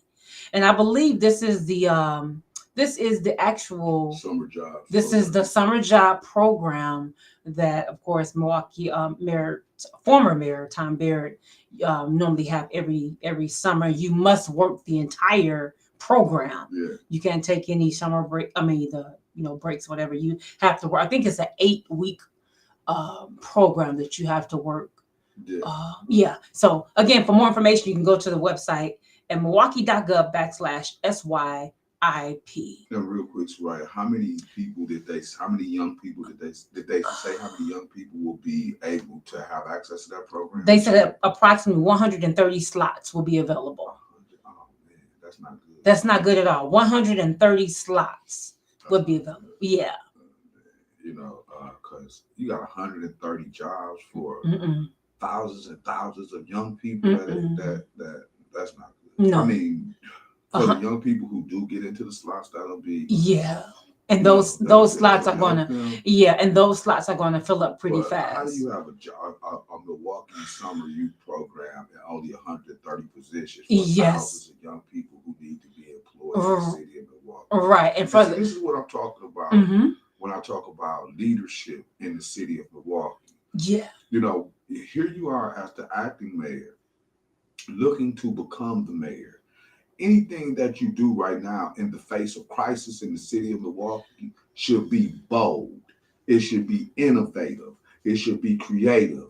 It should be changing. It should be a life-changing circumstance because you're in the position to shake things up and to go in a different direction. You're in the position to leverage resources and dollars, and you have the administrative capacity to do things that have never been done before if you are creative enough. Not making excuses on why you can't do things, but showing that you have the leadership ability that in the face of crisis, you're able to get things done, right? So our youth in particular are dying and are being ravaged and are being underserved and under-resourced in all capacities throughout the city of Milwaukee. One of the biggest issues that we're challenged with is what's happening with our youth in the city of Milwaukee. As the acting mayor who is moving into wanting to be voted for to become the mayor, why wouldn't you say, hey, I've talked with every corporate entity within the city of Milwaukee, and I've lobbied them to make sure that they open up positions throughout our community to make sure that we have a summer jobs program that's going to be the best that we've ever seen, because we know that our youth need these opportunities to move their lives forward. And we know that employment and professional opportunities will help change the mindsets of our youth and set them into a course that could possibly change their lives forever. I have 1,000 jobs available for the youth in the city of Milwaukee. I have 5,000 jobs available for the youth in the city of Milwaukee because I've worked with every corporation and I've made them invest a percentage of their proceeds into this summer youth program to where we can cover 5,000 youth to be employed in the city of Milwaukee. If you cover the cost of 5,000 youth to be employed in the city of Milwaukee, do you know what that would do to change crime? Yes, it will reduce it big Do you time. know what that would do to increase the quality of life hmm in the city of Milwaukee? Yeah. Do you know what that would do as far as setting the tone for young people to have a different change of mindset once they're offered the opportunity to work within a professional environment? Why couldn't you go and leverage all of the core? You got Potawatomi. You got You Pfizer You Forum. got Pfizer Forum. Yep. You got the American Family You got Field. American Family. You hmm got all of these places that's Very spending true. millions of dollars. That's true. Yeah. And you mean to tell me that the only money that you can leverage is for 130 positions in a summer youth program hmm when the Bucks are worth billions of dollars, when the Brewers are worth billions of dollars, when they just gave the Wisconsin Center a quarter of a $500 million? And then wait, You know, you when have you got to. all of these high-rise condos that's going up for 130, $200 million, And then- but you can't leverage a $10 an hour, $12 an hour salary, a $15 hour salary hmm for the youth in our community so that their lives can be saved. Yeah. Why? Where's the aggressive pursuit in something like that? hmm And this is Yeah. what Good I'm point. talking about. Yeah. Yeah. These are the things that I'm talking. And I'm not saying this to attack anybody, but when you make an announcement as the acting mayor in the face of crisis in the community, when you make an announcement about our youth, when our youth are the ones that you're reading about on the news every single day, who are dying at a rate that's out of control or losing at a rate that's out of control, how do you not have a more significant announcement to show that you're going to change the way that the face of Milwaukee operates? And you say that the only thing that you have is 130 jobs for the young people, for summer jobs. Where the homicide rate is about 37 now. Yeah, when it's more than double than what it was last year at this time. And we're just in February. 130 jobs. Yeah. Man, stop it. You're supposed to say, I got 5,000 jobs ready to go right now for Right our now. young people. Absolutely. I'm showing y'all that this is going to be bold, innovative leadership, and our children are a priority, and our youth are a priority in this community. If we can provide them with professional opportunities, we're going to work at all costs to make sure that we save their lives, and we set forth the opportunity for the new generation to carry on and make sure that they're better than what we've been. You come out with some power, but you gotta say 130 jobs for the summer jobs program. That's not bold. That's not innovative to me. That's not leadership. I'm sorry. But go ahead. I'm sorry. That's just. I'm sorry. This is the soul of the city. I'm just a mandated reporter. Yeah, you go ahead. You go ahead. It's Black Power. Black Power. Put that dollar store glove down. I want to see that glove. Black Power. Put that glove down. I want to see that glove. Take a picture like a fish. No. Black Power.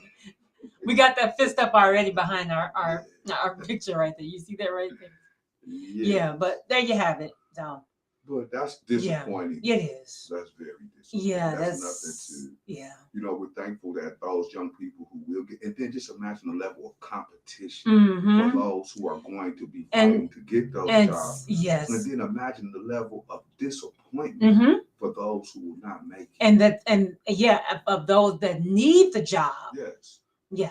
Those youth that need the job that may not get the job. You could have just hired you could fill City Hall with 130 young people. Absolutely, yeah. You could have just had, and just in City Hall alone, you could have hired 130 people. Yeah. You got baseball season coming up. You got a Summerfest. You got all these things that are coming up. Yeah. You could have been. If you were really working to coordinate all the things that are going to be happening around the spring and the summer, or what's going to be happening in the summer. There's no way you couldn't have leveraged 100, 200, 300 corporate entities in this city and had them open up 10, 15, 20 positions. Yeah. Even if you didn't accomplish it, you should have fought for it. Yeah. That's what I'm saying. So you can't tell me that you can't say, as the mayor of Milwaukee, I request from the state of Wisconsin and from our governor that you allot us $2 million, $3 million, $4 million, $5 million specifically for summer emergency funds for summer youth programming, because it's going to be a way to save our children. There's no way you can't make that. And even if you don't get it, at least we see that you're fighting for it. Definitely. All right. So Keisha said just a minor input. Let's remember that our youth have to have a desire to accept and want to work, because since COVID and up and down of it, people are no longer posting sales for product. They are posting jobs, advertisement, even the youth, and starting at $15 and up, begging folk to apply. We know so many youth who complain but won't go get. Okay. And I'm not talking about those youth. I'm talking about the youth that I know that's every day like, man, you got a job for me, Mr. Dennis? I'm talking about the youth that I work with every day like, man, I'm looking for a job. Okay. I'm talking about those. So yeah, you do have some youth who are disconnected, but you got a whole lot of them that if they have the opportunity, and again, even if that's the case, you still don't not provide the opportunity. Now, like they say, you can lead the horse to the water, but you can't make them drink. But you at least provide the opportunity to address the crisis, or at least fight for it. Even if you don't get it, you still fight for it. Yeah. That's all I'm saying. Okay. All right. 51 minutes after the hour of 1:00 p.m. All right, Dennis, do you have anything over there? No. Okay. Black Power. Put that black glove over there.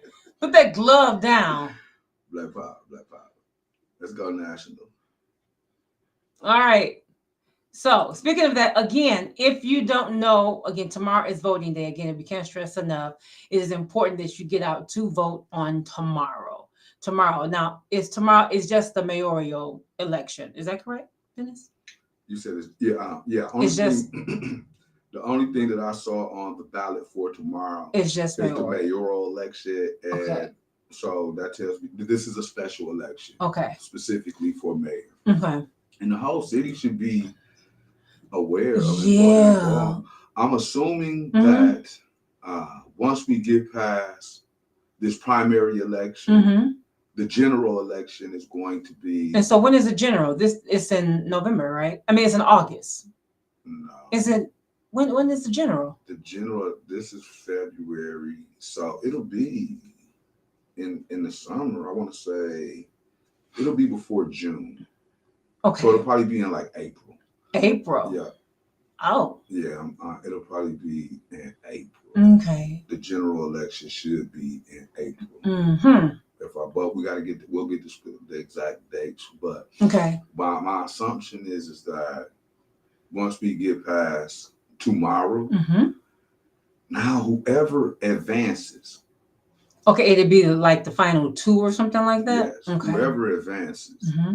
to the general election, now you're going to see millions of dollars put into that campaign. Right. Into those campaigns. And you're going to see a lot more energy around, getting people out to vote because it's spring, the weather will be better. Mm-hmm.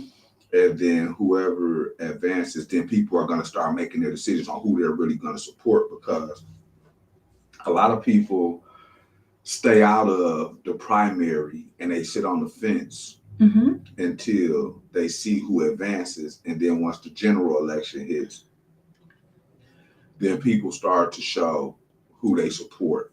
And they start to make their decision on who they're going to roll with. Okay. So, yeah, you're going to see a lot more energy around voting after the primary. And the reason why they do that is because when you have a candidate like Chevy or Cavalier Johnson, who has all of the money put behind him, the money is behind him now because he's already the acting mayor. Mm-hmm. Because he's already the acting mayor, that means that the administration currently belongs to him.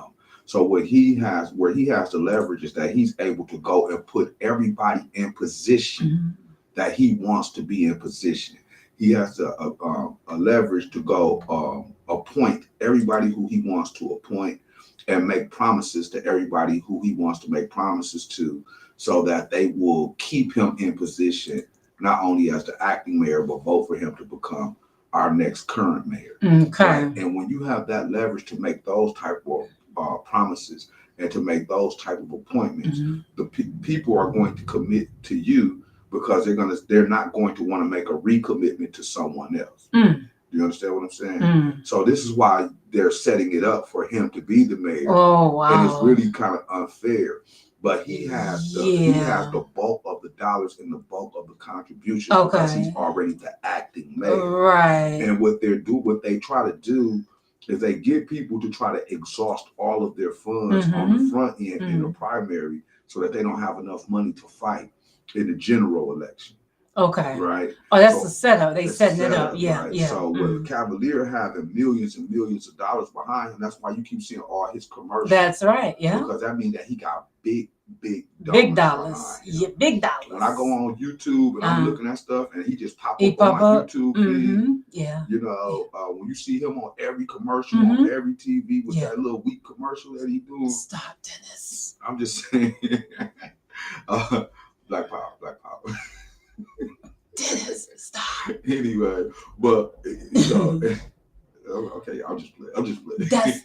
That's gonna but be. But with his commercials that he's doing, that's gonna be you one day. No, I ain't gonna be. I'm gonna be something different. That's gonna be you one day. But my commercials ain't gonna be like that. Well, when you see him on there with that commercial and with his commercials and stuff, that's because he got millions and millions mm-hmm. of dollars behind him right now. Mm-hmm. And I know. Well, anyway, I ain't gonna talk about what I know. Mm-hmm. But he got millions of dollars behind him, and he's putting pressure on all of the other candidates mm-hmm. to have to try to match that level of advertisement, right? Right. So once he advances to the general, he got a whole nother war chest that's gonna come down with media and money that he gonna be putting behind. That's gonna be put behind him. So those who don't have that kind of money right now, they gotta ration their money out. They can get a couple commercials here and a couple commercials there. But does that place him in the winning seat, though? No, it just gives him an advantage. Right. Because the money gives you an advantage. Right. The marketing gives you an advantage. Mm-hmm. You know. Yeah. So but what it does is it demoralizes the competition because they feel like they're not being seen enough, they're not being heard enough. Yeah. So a lot of them lose their inspiration, That's lose their motivation, and their because confidence. they keep seeing his face pop up Right. over and over and over. Definitely, again, right? definitely, yeah. But once you get into that general election, people save their money. That's right. To get to the general so that they can compete. Right. And they're going up against an incumbent mayor right now, acting mayor right now, who has the support of the corporate business community behind him because he's already promised them all of the things that he's going to do for them. Yeah. They don't want to have to see another person come in and get elected and then have to go back and kiss the butt of a new person. Okay. You know, and have to give, you know, everything has to go through that process again. So they're going to support him at all costs, Right. those who he's made these promises to. And in the general election, you'll see whoever's the strongest candidates, you'll see more money going into the media as well as the ground game, and people will get out here. So we'll see what happens after tomorrow for sure. Okay. All right. We'll see. So they already have in mind already, like you said. It's already set up. They already set up. And you know what's crazy? It's like, okay. What's crazy is that, like, I know stuff, right? But because of the way our community is, like, you can't just always tell what you know. Because when you know things that I know, if I was to just get to talking about what I know, it sets you up to get attacked. It makes people come after you. And I ain't really got time for all that right now. Yeah, well, but don't tell it. So I'm a whole don't tell it. Information. But if y'all listen closely, there are things that I'm telling you and I'm saying them, and if you're listening, it's not going over your head. You know, I'm trying to be wise in the way I choose my words because there's a skill to communicating. You know, and you do have to be. You know, some people, they don't care. They just put it out there. They just gonna say it. They don't care about the attacks and all of that. Okay. I'm a little bit more wiser now, so I'm not just gonna be blunt and direct with a lot of the things that I know. You be wise with your words. I'm gonna be wise with my words. There you go. And diplomatic with my words. There you go, for sure. But if you really listen, there's some things that I'm saying to you that if you can pay attention and understand, you'll get a gist of what directions we're going in. Yeah, you know, for sure. Like I said, I'm not just gonna be like overly blunt and just direct and say certain things. Yeah, I just don't want that type of heat right now. For sure, I don't want that kind of smoke. Right. But I'm giving y'all the smoke, and you don't want no problems. I'm giving y'all the smoke right now, really. Yeah. You know, and I'm gonna continue to give it to you. Right. But you gotta be able to listen. Yeah. And I don't think people really appreciate really what's going on when it comes to the information that we bring. But if you listen carefully, I'm telling you what's happening. I'm telling you what's working behind our scenes, what's going on in our community. You know, there's some undermining going on, and there's some. And again, just going back to that distrust, and people are really just disconnected. People just really, some people just really don't care. It's like, okay, it's just whatever. It's whoever, is whatever happens. I'm worried about my health, my family, my well-being, what's gonna happen with my life, with my family, you know. Yeah. And while that's going on, that's the frame of mind people are in right now. But that's also the frame of mind that they want you to be in. They want you to be so distracted with your personal issues that you're not paying attention to those who can help be elected in positions to provide a better quality of life. And for those who are not distracted and those who are paying attention, they're involved and they're engaged and they're in the ear of these individuals. So when they get elected, they make promises to those people that they have to fulfill. Because the thing is, they have not done it all this time. So what can they do now? It ain't that they haven't done it, it's who they're doing it for. They're doing it for those who are engaged. They're doing it for those who are putting money into their campaign. Okay. They're doing it for those who are controlling them behind the scenes and making sure that they're paying them off behind the scenes so that once they get elected, then they'll funnel dollars and resources to those individuals that are taking care of them. For those of us who are distracted and who are not engaged, to them, you really don't matter. We'll see what happens. Well, you see, you don't matter because you see people are under resourced right now who are disengaged. So you got to be involved. You got to be held accountable. You got to know the stuff that's going on behind the scenes. You got to be able to listen to the information that we're giving you and figure out that I'm informing you. I'm really informing people on what's going on. We're really informing you. You're not going to hear this information nowhere else. Yeah. Okay. You're not. All right. So, yeah. In other news, on a national level, Dennis, not sure if you heard that Sherri Shepherd is finally finalizing the deal and becoming the permanent host on the Wendy Williams show. Did you hear about that? Oh, yeah. really? Yes. That's cool. Yes, that's cool. So I actually like Sherri Shepherd. Yes, so do I. Wendy Williams is now stepping down. Yeah, she's stepping down. Good. Yes. Because I'm not I'm not the Wendy Williams fan. You know what? I wasn't at first until I actually saw her movie. Okay. Now I can appreciate the movie. Yes. Because her rise into entertainment yes. and her success in entertainment as a Black woman. Yes, she needs to. Yes, you're right, Keisha. She needs to. Yes. She needs to what? She needs to step down.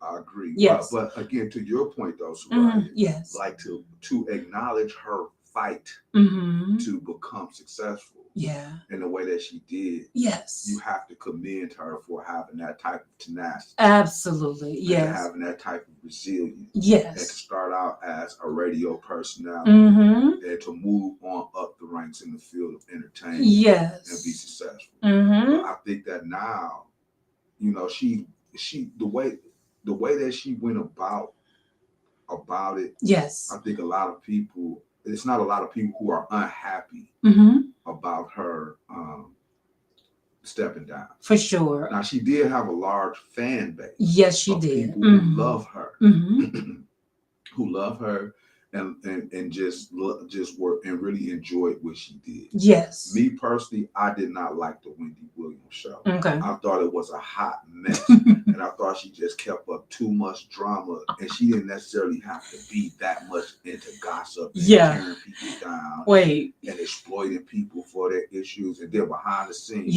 she's a whole crackhead.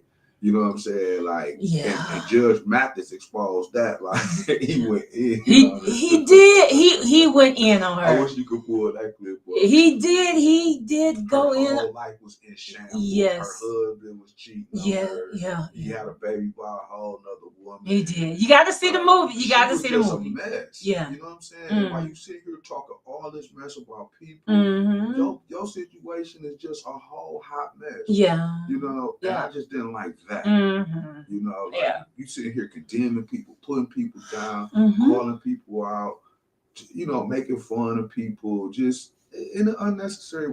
Again, I just didn't like the content. Some things she did was informative, but you know, just as a person who has risen up and got to where she got to, I acknowledge the success of her. I just wasn't a fan of the content. Yep. And at first she wasn't okay with Sherri taking over the show, but it came back. Jealous. Yeah, at first she was not, but you know, okay. But now then she came back and said she's fine with it. Well, I think she's at a place where she has no choice. I mean, she has no choice. She has no choice. I think that she's really sick behind the scenes. Absolutely. You know, she's suffering with dementia and different things like that. And she's really heavy drug abuse. Yes. And you know, she's allegedly. Yes. She's you know, she's heavy on substance abuse. Yes. And she's suffering from depression and all kind of stuff. Right. A variety of health issues. Yeah, and she has significant health issues and mental health issues for what I'm hearing. Yes. So she's not really in no position to call no shots no more. Right. And you see, this is why we should look up to people like this. Well, they go through things worse than we do. Well, also I think that is, you know. But also I think that we should be careful with how we talk about people. Which when you hear me like in the conversation that we're having right now, you hear me just taking a couple little jabs at people, having a little bit of you know, artistic sarcasm. You know what I'm saying? Just to say the least. I'm not just going in on nobody and bashing nobody. I might just express my emotion towards certain circumstances.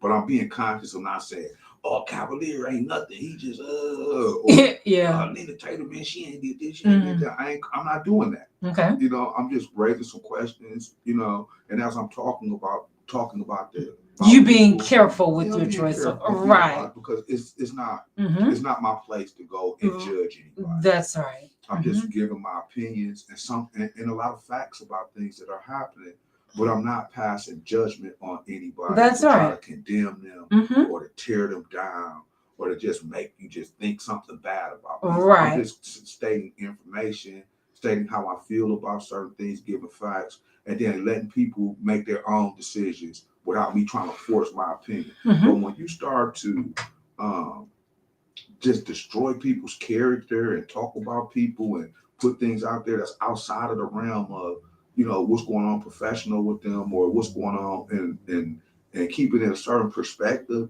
and you start tearing down people personally and digging into their stuff, that's not cool. Right. You know? And as a media person, I might feel strongly about you in a certain kind of way, but I don't want to get into those type of things. And I think as journalists and as media people, we should be considerate of that. You know, unless you just that straight shot type of media personality where you just gonna say the most bluntest, rudest thing. Yeah. You know, just for ratings and stuff like that. That's and right. I could do that. Yeah. I could do stuff like that. But I think that when you look at a Wendy Williams who has lived her life doing that. Yes. And then you look at all the success that she has.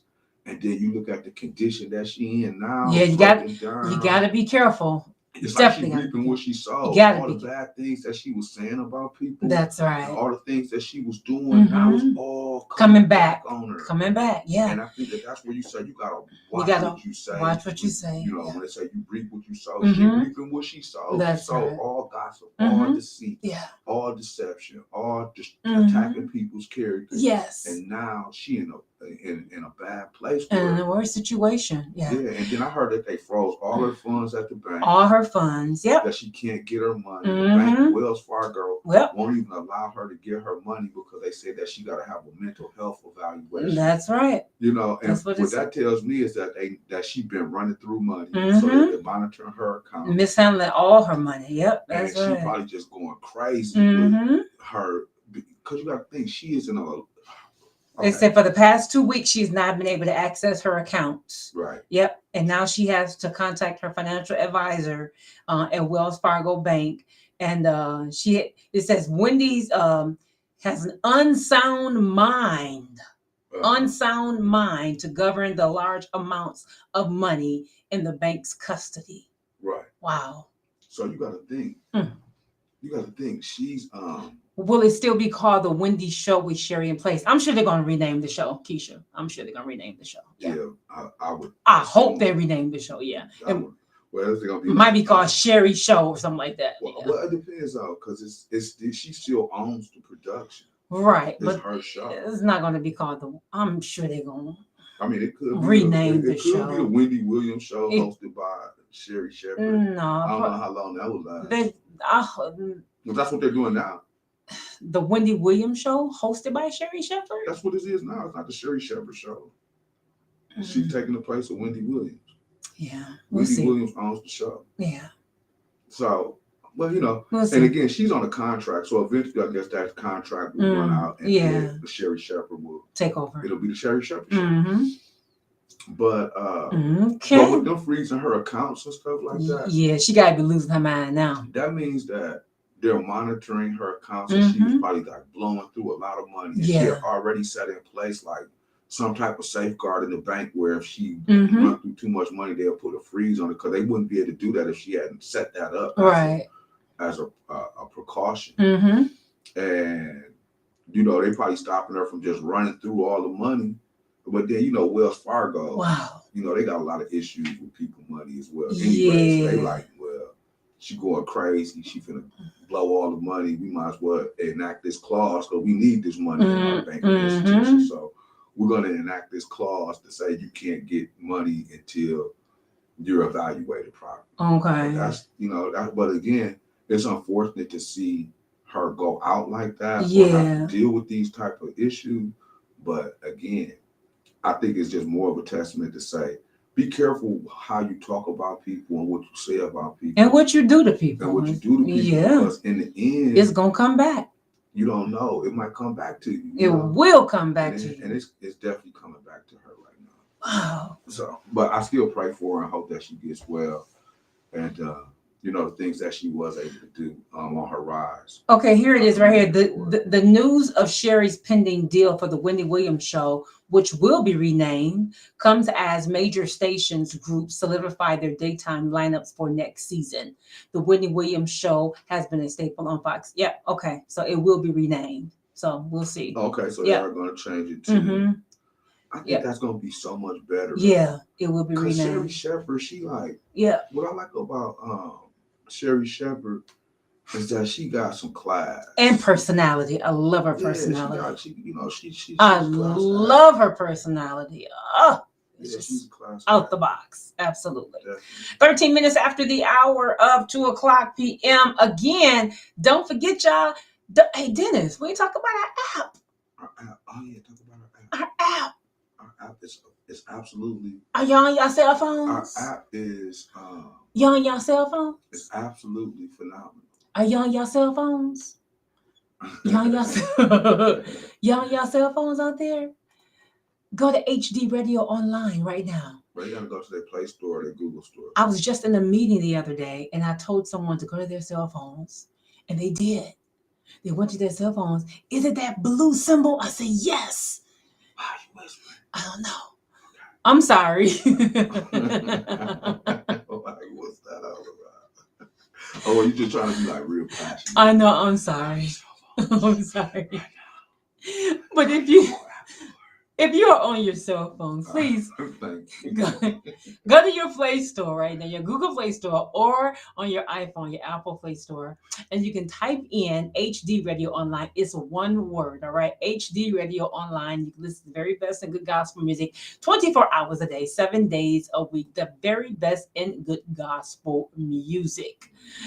All right. Don't forget to become our Facebook friend on HD Higher Dimension Radio, Facebook, and also Instagram, TikTok, and also Twitter and LinkedIn as well. All right. Also, really quick, Dennis, there is a recall as well. Did you hear about that on Hyundai, Kia? There's a recall. There's a recall with the Kia boys. Oh my God. It should have been recall. Wait a minute. On 485,000 vehicles in the U.S. They're going to keep getting stolen. Yes. All right. Because they can catch fire even when they are stopped. Okay. 485,000 vehicles in the U.S. Hyundais and Kia. They are telling the owners of nearly 485,000 vehicles in the U.S. to park them outdoors because they can catch fire. What? Yeah, that's what it says here. That's what it says here. You see it? They say you can. Hyundais and Kia are telling the owners of nearly 485,000 vehicles in the U.S. to park them outdoors because they can catch fire even when stopped. What? Dang. How you make a car that just goes catch on fire? What is that all about? What is that all about? So you just sitting there in a Honda, Kia, or whatever. And they can catch fire. And they just start on fire. You just catch 500,000. The recalls from the two Korean automakers are another in a long string of fire and engine failure problems that have dogged the companies for the past 6 years.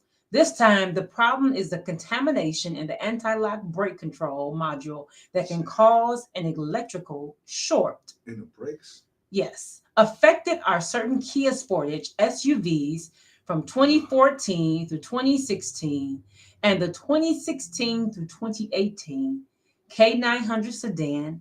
Recall Hondas include certain 2016 through 2018 Santa Fe SUVs, 2017 and 2018 Santa Fe Sports, the 2019 Santa Fe XL, and 2014 and 2015 SUVs.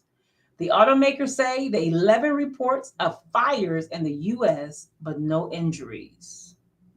Y'all check y'all cars out. Dealers will replace a fuse. In addition, Hyundai dealers will inspect the control modules and replace them if needed. Hyundai owners will be notified starting April 5th. Kia expects to mail letters starting March 31st. They should have rushed it. Wow, what's this? They're gonna start mailing the letters on March 31st After they catch fire. Yeah. All right. Yeah. All right. Okay. All right. Okay. The app won't open for me. Yeah. Clear the Keisha is one word, but won't open. Just heads up. It's HD Radio Online. One word, Keisha. I have to help you out. All right. But yeah, so check the app. I mean, check the article out on our Facebook page. But yeah, there's a recall, y'all. 485,000 vehicles. That's a lot. Had a fire risk on Hyundai and Kias. But I'm saying that's God. 485,000 vehicles. That's what you said, right? Yes. They haven't caught fire. They're just recalling all of them. Right. For the potential of those cars. Yes. It's a fire risk. Yes. Yeah, that's bad. That's very bad. And Yeah. then on your brakes too. Yeah. So let me tell you about brakes. Oh. I had a situation with my brakes Yes. last week. Oh yeah. We're almost. God was on your God was on your side last week. I literally almost had a very bad accident. Yeah. Thank God. Yeah. For His mercy. Yes. And His grace. And His grace. And covering me and keeping me protected. I'm trying to tell you. In my time of need. I'm trying to tell you. God knows. God loves you. So I'm riding down the street. So my brakes went out on my truck. I drive a Toyota Tundra, which is a pretty big vehicle. It's a pickup truck. Okay. And so because my truck is an older model, I got this truck from the auction, right? And unfortunately, up under the truck was a lot of rust. So a lot of the lines under my truck have been really rusty and I needed to replace them, okay? Pretty nice truck, great truck, just needed some repairs. So my brakes had went out. I needed new rotors, okay? So, you know, if you need new rotors, you start to hear that rubbing or grinding and stuff, correct? And so I go to get my brakes done. My original mechanic, shout out to Day, aka Frank, aka Day. Yes. He was like, "Hey man, I can't do these because there's some other stuff that need to be done, and I don't have time to get to all of that. It's more than a brake job. But whoever do them, let them know that A, B, C, D, E, F, and G is gonna happen if they're not careful when they start changing these brakes." So I take the brakes to my other mechanic, right? And I tell him what they say. So he's like, "Man, I got it. I can do it." He gets something under the truck, everything, and he starts changing the brakes. Everything that Day said was gonna happen happened. Yes. As soon as he took the tires off, as soon as he took the caliper off, because it was a lot of rust and corrosion, the brake line broke. Right. Oh my Lord. That's in the calipers. And then as soon as we repaired the brake lines in the calipers and put the rotors on and the brakes, and we started to bleed the brakes, then the brake lines that control the whole brake system exploded, right? So he had to replace the brakes, the rotors, and all the brake lines, and then the braking system. So he replaces that. Now with Toyotas, they're a special kind of system. There's so Toyotas are a very significant type of braking system, right? You have to know what you're doing. You have to bleed the brakes properly. And they said, you're gonna have to bleed the brakes. That means you're gonna have to pump them brakes like 1,000 times. That's right. For all the air to get out the system. Right. So my previous mechanic, the current mechanic, he brings me the truck back. It has brakes, right? But unknown to me, there's still air in the braking system. So I'm going up Locust luckily I'm driving the speed limit because you got all these speeding demons out here, right? These speed demons. So I'm driving, like an old man, speed limit 30. I'm in a pickup truck. I'm driving 28. Right.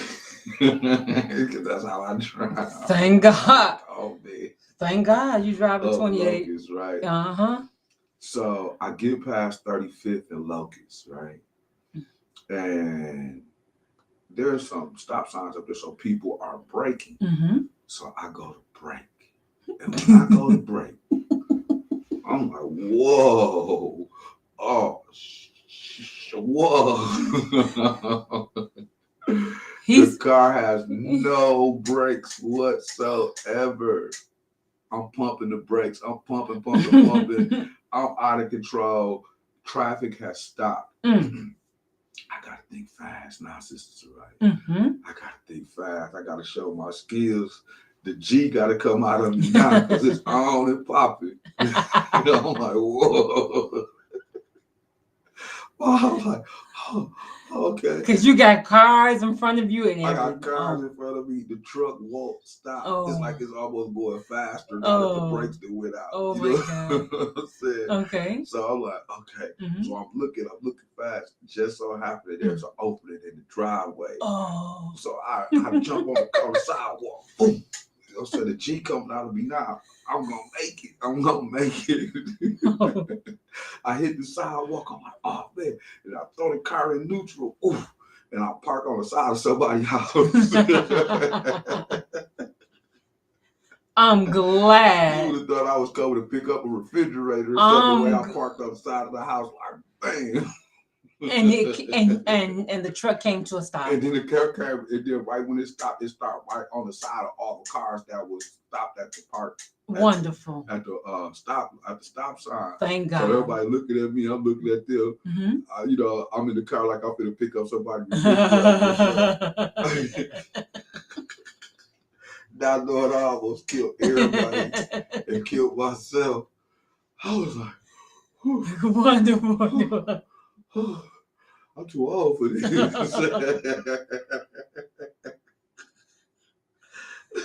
This ain't cool right here. So then I had to call my third mechanic because I got another backup. I called Country, aka Country Time.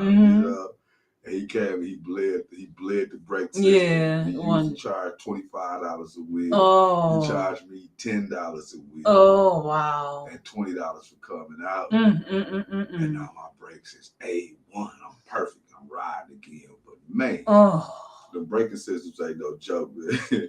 If anybody ever had a brake problem, they know what I'm talking about. They feel my pain. You ever had that happen to you? No. Okay. You don't want to experience it. No. But I digress. No. But thank God, I'm alive. No. I did not run into nobody and cause no 10-car pileup. But that was a because when I feel my brakes getting a little worn, I go to Mr. Frank, aka Day Day, and say it's time for some new brakes. Yeah, that was a frightening I don't let them get that bad. I take care of them before they get that bad. So yeah, I mean I was doing good, but it's just like my rotors just started. All of a sudden they just was like. Yeah, I never let them get down to the rotors. But I'm saying though, I didn't know. Yeah. They just started. They just out of nowhere they just started rubbing. Otherwise I wouldn't have let them get that bad. They just started rubbing it. So I'm like, okay, let me go get it fixed. Okay. And it turned into way more than just brakes and rotors. But I did get them fixed. Okay, wonderful. All right. Well, speaking of breaks, we're gonna take another break. Is it okay? Yeah. All right. Take another break. Be right back, y'all. Right after this.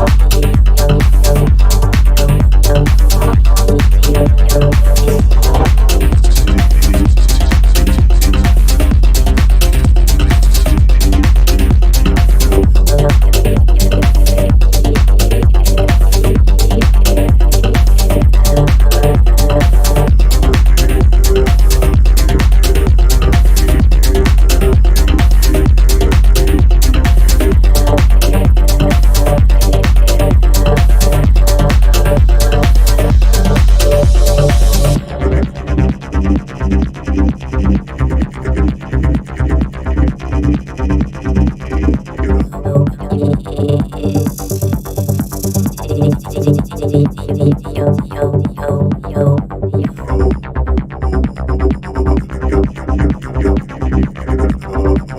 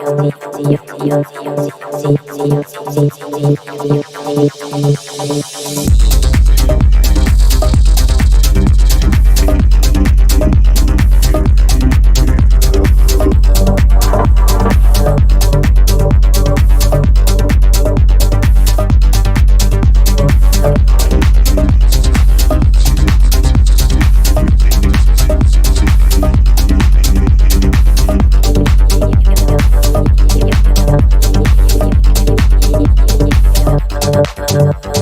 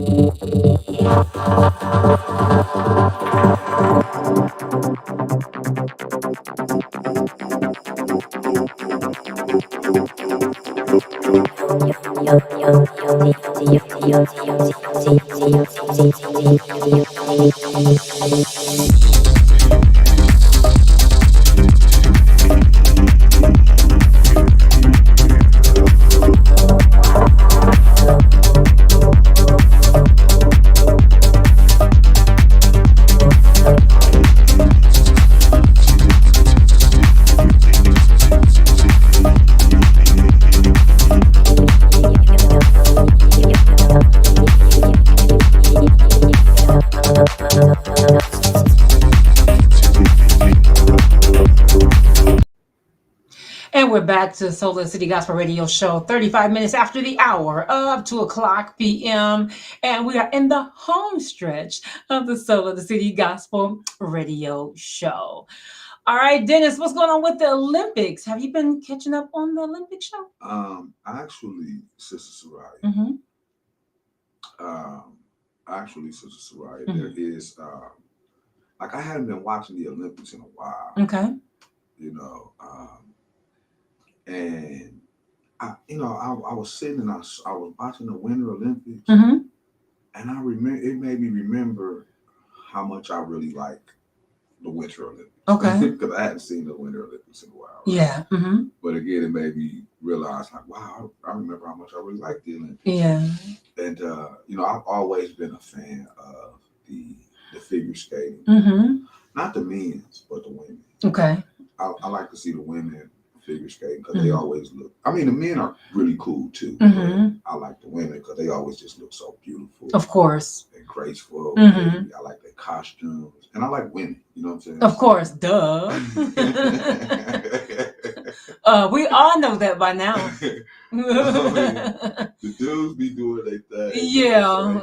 The whole world know that Dennis love his women. I love. Okay. I love women. Yeah. But I'm just saying, I really like the women. Yeah. I love their costumes. Right. They be looking good. But the skill sets just be so outstanding. But then I also like the couples when the men and the women perform together. Okay. And they do their thing together. So the figure skating is always just like beautiful. Okay.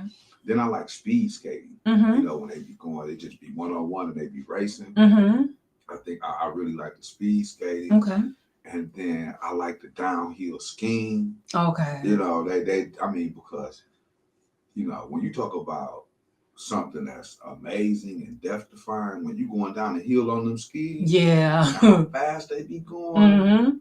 Oh man, if you hit the wrong bump in the snow or something, you going down. It's a wipeout. But those who do it, man, they just be phenomenal. And then, you know, I'm starting to like the curling. You know what curling is? That's when you see them, they have those things and they be rubbing the ice, and then it'd be like this bowl on top of the ice, and they gotta get it as close as they can to like a certain line. And then each team, they be like scrubbing the ice to make it go further and further to it get right to a certain place. But it's a unique sport, you know, that's significant within the Winter Olympics. But then the one thing that I really like is the bobsledding. Okay, what you like about that? Cause it's just you remember the Jamaican bobsled movie? Anyways, well, the Jamaican bobsled movie was about these Jamaicans who became champion bobsled. Okay. And what they had to do in Jamaica, where there's no ice and there's no snow, to practice bobsledding, and they'll be in the Winter Olympics and be successful at bobsledding. Okay. But the bobsledding is just like, it's just an amazing sport to me because you're on like this sheet of ice. Okay. And you're in this sled and you're racing to be the fastest. and they have the bobsledding to where you're a single person on the bobsled Okay. and you're racing, and then they have the one where there's a double where you're with somebody else and you're in the bobsled. There's two people. Oh, okay. You're Yeah, in the I see. bobsled. Yeah. And if you see how fast, first I like the way that they design the tracks. I think the way that they design those tracks are just like so unique. And then the turns and the curves and just how fast they be going to beat each other. And if you made one false turn, it could be critical. So it's just like, it's a high level of skill that you have to be successful in these sports, and I think that when we're watching the sports and we're excited about the sports, those are some of the things that we forget about. The level of skill that individuals have to do the things that they're doing. Even the snowboarding and all of that stuff. When you're watching them just go down the snow and jump up in the air and do all those flips and tricks and turn their body all them different kind of ways, and just what it takes to have that type of conditioning and to see the human body be able to do so many magnificent things that people just make up, out of nowhere. I think it's just really cool, so that's why I love the Winter Olympics. And then to see all of the different countries showcasing the talent That's right. of the individuals who the citizens, to showcase the talent of their citizens. That's right. And to display the level of talent in every country on the world stage. And you get to see how many skills individuals possess all across the world. All right.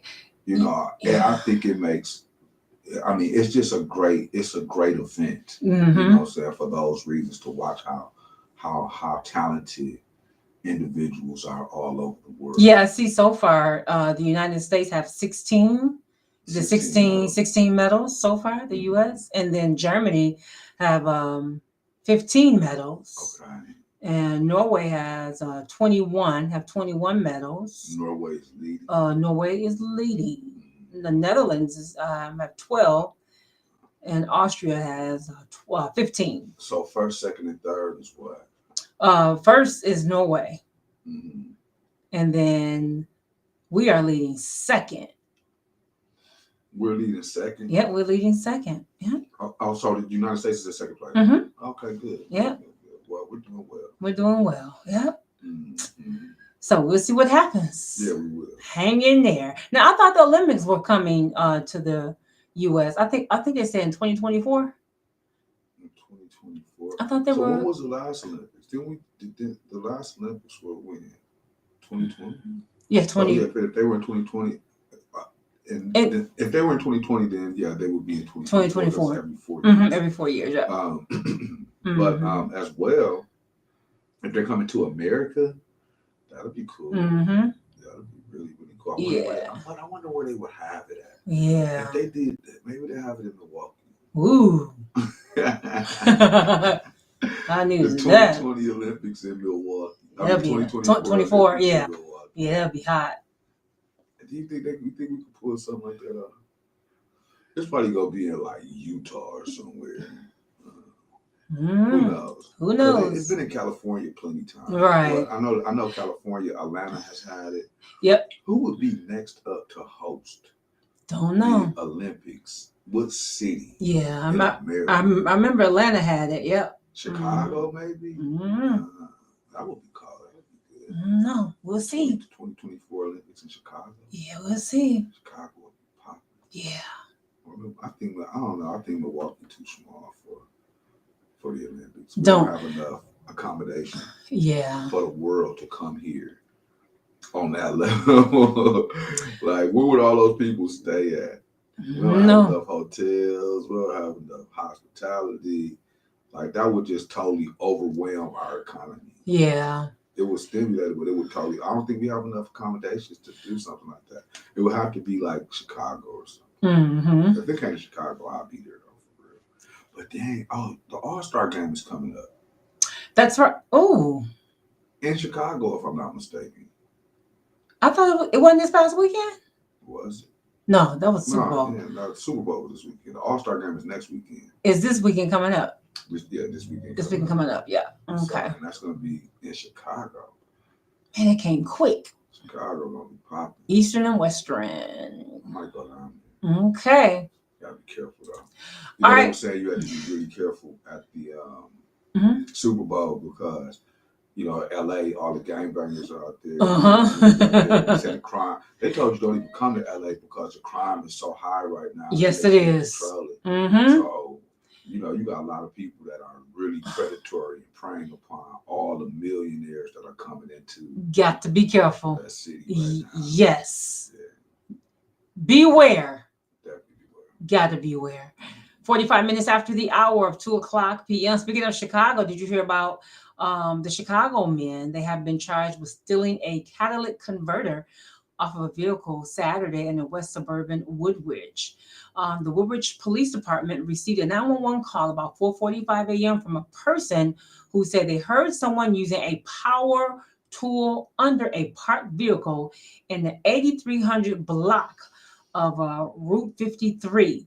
The caller told police the person removed the catalytic converter from the vehicle before driving away in a dark color sedan. Woodbridge officers located the vehicle minutes later traveling northbound on Route 53, contacted Laos officers to make a traffic stop, police said. The sedan initially pulled over the officers near Route 53 and Maple Avenue before it sped away, traveling in the wrong direction on the exit ramp from Ogden Avenue.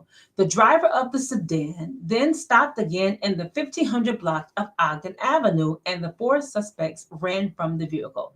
They were caught by the officers moments later. Police say the catalytic converter was recovered from inside the sedan, along with the reciprocating saw and multiple saw blades. How do you have time to saw off a catalytic converter? I don't know, but they just did it to my stepfather like a month ago. That's sad. I think we talked about it. Yeah, you did tell me about that. How do you have time to He do? came outside to start his car up, and his Cadillac converter was gone. Like, stolen. so when they take them out, do they sell them? Like, what do they do with them? Because you can't go. Sell them. They sell them. They sell them. I guess it's some type of copper or metal in them. Oh, that is so sad. There's some type of copper or metal in them, and it's causing for people to go around and steal them at a high rate. But so when they steal these Cadillac converters, from my understanding, they take it's a metal. They do it for the metal or whatever metal, something that's in them that they take to the junkyard after they break them down, and they get a certain amount of money for the Cadillac converter or the components of the Cadillac converter. And the junkyard pays them a certain amount of money.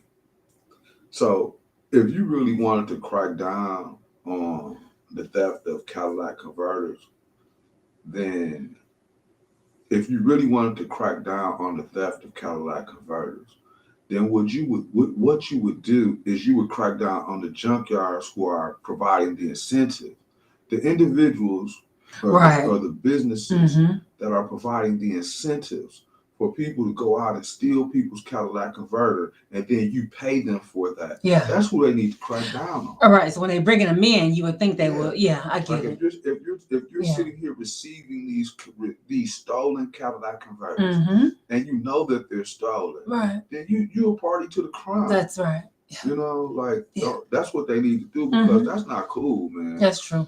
Especially like when it comes to the cost of vehicles right now. Remember we were talking about I was saying that all the cost of transportation was going up. People feeling it now. Yeah. Used cars is costing 2-3 times more than they ever cost right now. That's right. I'm glad my little truck paid for it. You know what I'm saying? Like, interest rates is through the roof. interest rates going through the roof. That's right. Yeah. Like I said, I had to get my little brake job done. Yeah. But Yeah. outside of that, Mhm. outside of a little, maybe a tune-up and an oil change. Yes. Yes. Man, I'm rolling. Yeah. That's right. No problem. And through the brake job, you can't forget about the brake job. I got the brake job already. That's done. I got my brake job done. I just Right. need to maybe get a tune-up. Right. I Right. don't need one, but I'll, get one just Right. cause. And get my oil change. And when Yeah. I start up, it's Oh yeah, I can hear it coming through the alley. you gonna hear me coming through. Turn that car down. Turn it off or turn it down. Right. My Toyota don't be failing me at all. Yeah. But again, All right. I just think that even though you're reporting that issue being an issue that's happening in Chicago, it's just real important. It's actually another level of crisis that's happening in our community. Yeah. And I say that because no one can afford to not have their vehicle right now. Yeah. Right. No Yeah. one can afford to incur all these extra costs. Again, I went to the grocery store yesterday. I bought 4 things. $40. $47. I was like, That's because you bought lobsters and steak. That's what you did. Kind of. But anyway, no, I didn't. No, this time I wasn't buying lobsters and steaks. You know I like lobsters and steaks. Yeah. You're right. I wasn't even buying lobsters and steak. I was just buying like, side stuff that you need for, $47. Right. I'm like, what is going on? What is going on? Yeah. But man, you know what? I'm started with grocery store. I really enjoy grocery shopping. Yeah. I don't know. It's almost like a meditation or something. Okay. Like a serenity or something. Okay. Okay. You ever get that feeling when you walking through the grocery store and you just shopping and you just feel at peace with the green onions and peppers? When you buy your mushrooms and you go buy your fruit and stuff. No. It's almost like That's you, but not me. I go get what I need, get up out of there. My yellow peppers and red peppers. Oh, okay. Peppers, I need you to get it together. Is that what the pandemic is? The COVID has caused me to have a relationship with fruits and vegetables? Yeah. I need you to come with it. I need you to. No, it's just almost like, okay. I don't know, a certain level of peace that I have. Okay, well. I'm going through the grocery store. Okay. I forget what I was. I'm glad I did. I'm glad I did. I'm glad I made you forget. But anyway, the stuff is the price of everything. Okay. Yeah, it is outrageous. Going through the roof. It is outrageous. But I actually enjoy grocery shopping. Good. But Jesus, I'm like, oh, I know what I was getting ready to say. I know what I was going to say. Okay. You know what store I'm actually really enjoying? I know. You're gonna owe me a shout out for this. I know Aldi's. No. You know, Aldi's used to be my favorite. What is it? I still like Aldi's, but it ain't so much my favorite. It's not so much my favorite anymore. Pick-a-Say? No. What is it? They really should pay me for this. Because I shouldn't be saying this without getting paid. Walmart. No, Walmart. Well, I like Walmart, kind of. If I go to the one way out, I don't like the inner city Walmart. What? Which one? Pete's. Oh, yep, Pete's. Pete's, y'all owe me some money. Yep, Pete's Fruit Market. Yeah, Pete's Fruit Market. But they actually have great. Mm-hmm. They actually have a great selection of groceries. Mm-hmm. They honestly have a great selection of groceries. Yep. And their meat is fresh. Mm-hmm. You know, some stuff is a little pricey, but the meat deals are pretty good. Okay. Like I bought 2 T-bone steaks. There you go. There you go, right there. $40 out the gate. No, I bought 2 nice T-bone steaks for $10. There you go. That's $5 a steak. I was like, whoa. Then I bought a porterhouse steak. Oh. A nice big porterhouse. $9. I was like, ooh. I think I'm in love. But they got these scrimps though. That's why I was really going to talk about Pete's stuff. Oh, they got these scrimps, right? Scrimps. You remember when Jamie Foxx was like, And what was that, Bait, in the movie Bait? And he got caught. He was stealing scrimps, and they was prawns. Yeah. Remember that? Remember he was stealing the prawns. He was like, they big ones, right? Uh-huh. Oh man, Pete's got the big ones. Now I know what Jamie Foxx was talking about. I didn't understand it. Okay, you getting a little bit too into this now. I didn't understand what Jamie Foxx was talking about too. I went at Pete's and the prawns, they was like that big. I was like, ooh. Oh my God. They look too real. No. Now I know what Jamie Foxx was talking about. Ooh. And it was like $23 a pound. See? They that big though. That's why. And I was like, how many of them can I get for 1 pound? And they was like, okay, Pookie, come on, Pookie. How much is it for 1 rib? And I was like, 1 pound, please. How many you get? 3? It was 6. Ooh, you get 6 of them. That's ridiculous. For $23. That's ridiculous. And I respectfully and humbly put them back. Decline. I know you did.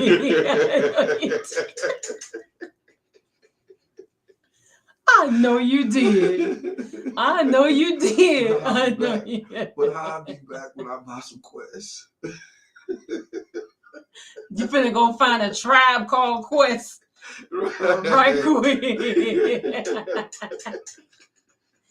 I know you did. As soon as I find a tribe called Quest. Because you know what? Not only you respectfully decline, your credit card was going to decline. That's what it was.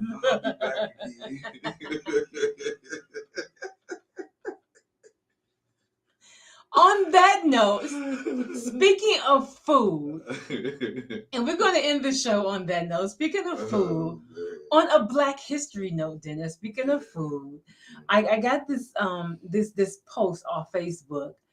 Speaking of food, escaping slaves used to throw balls of fried cornmeal out to distract the hounds from tracking them.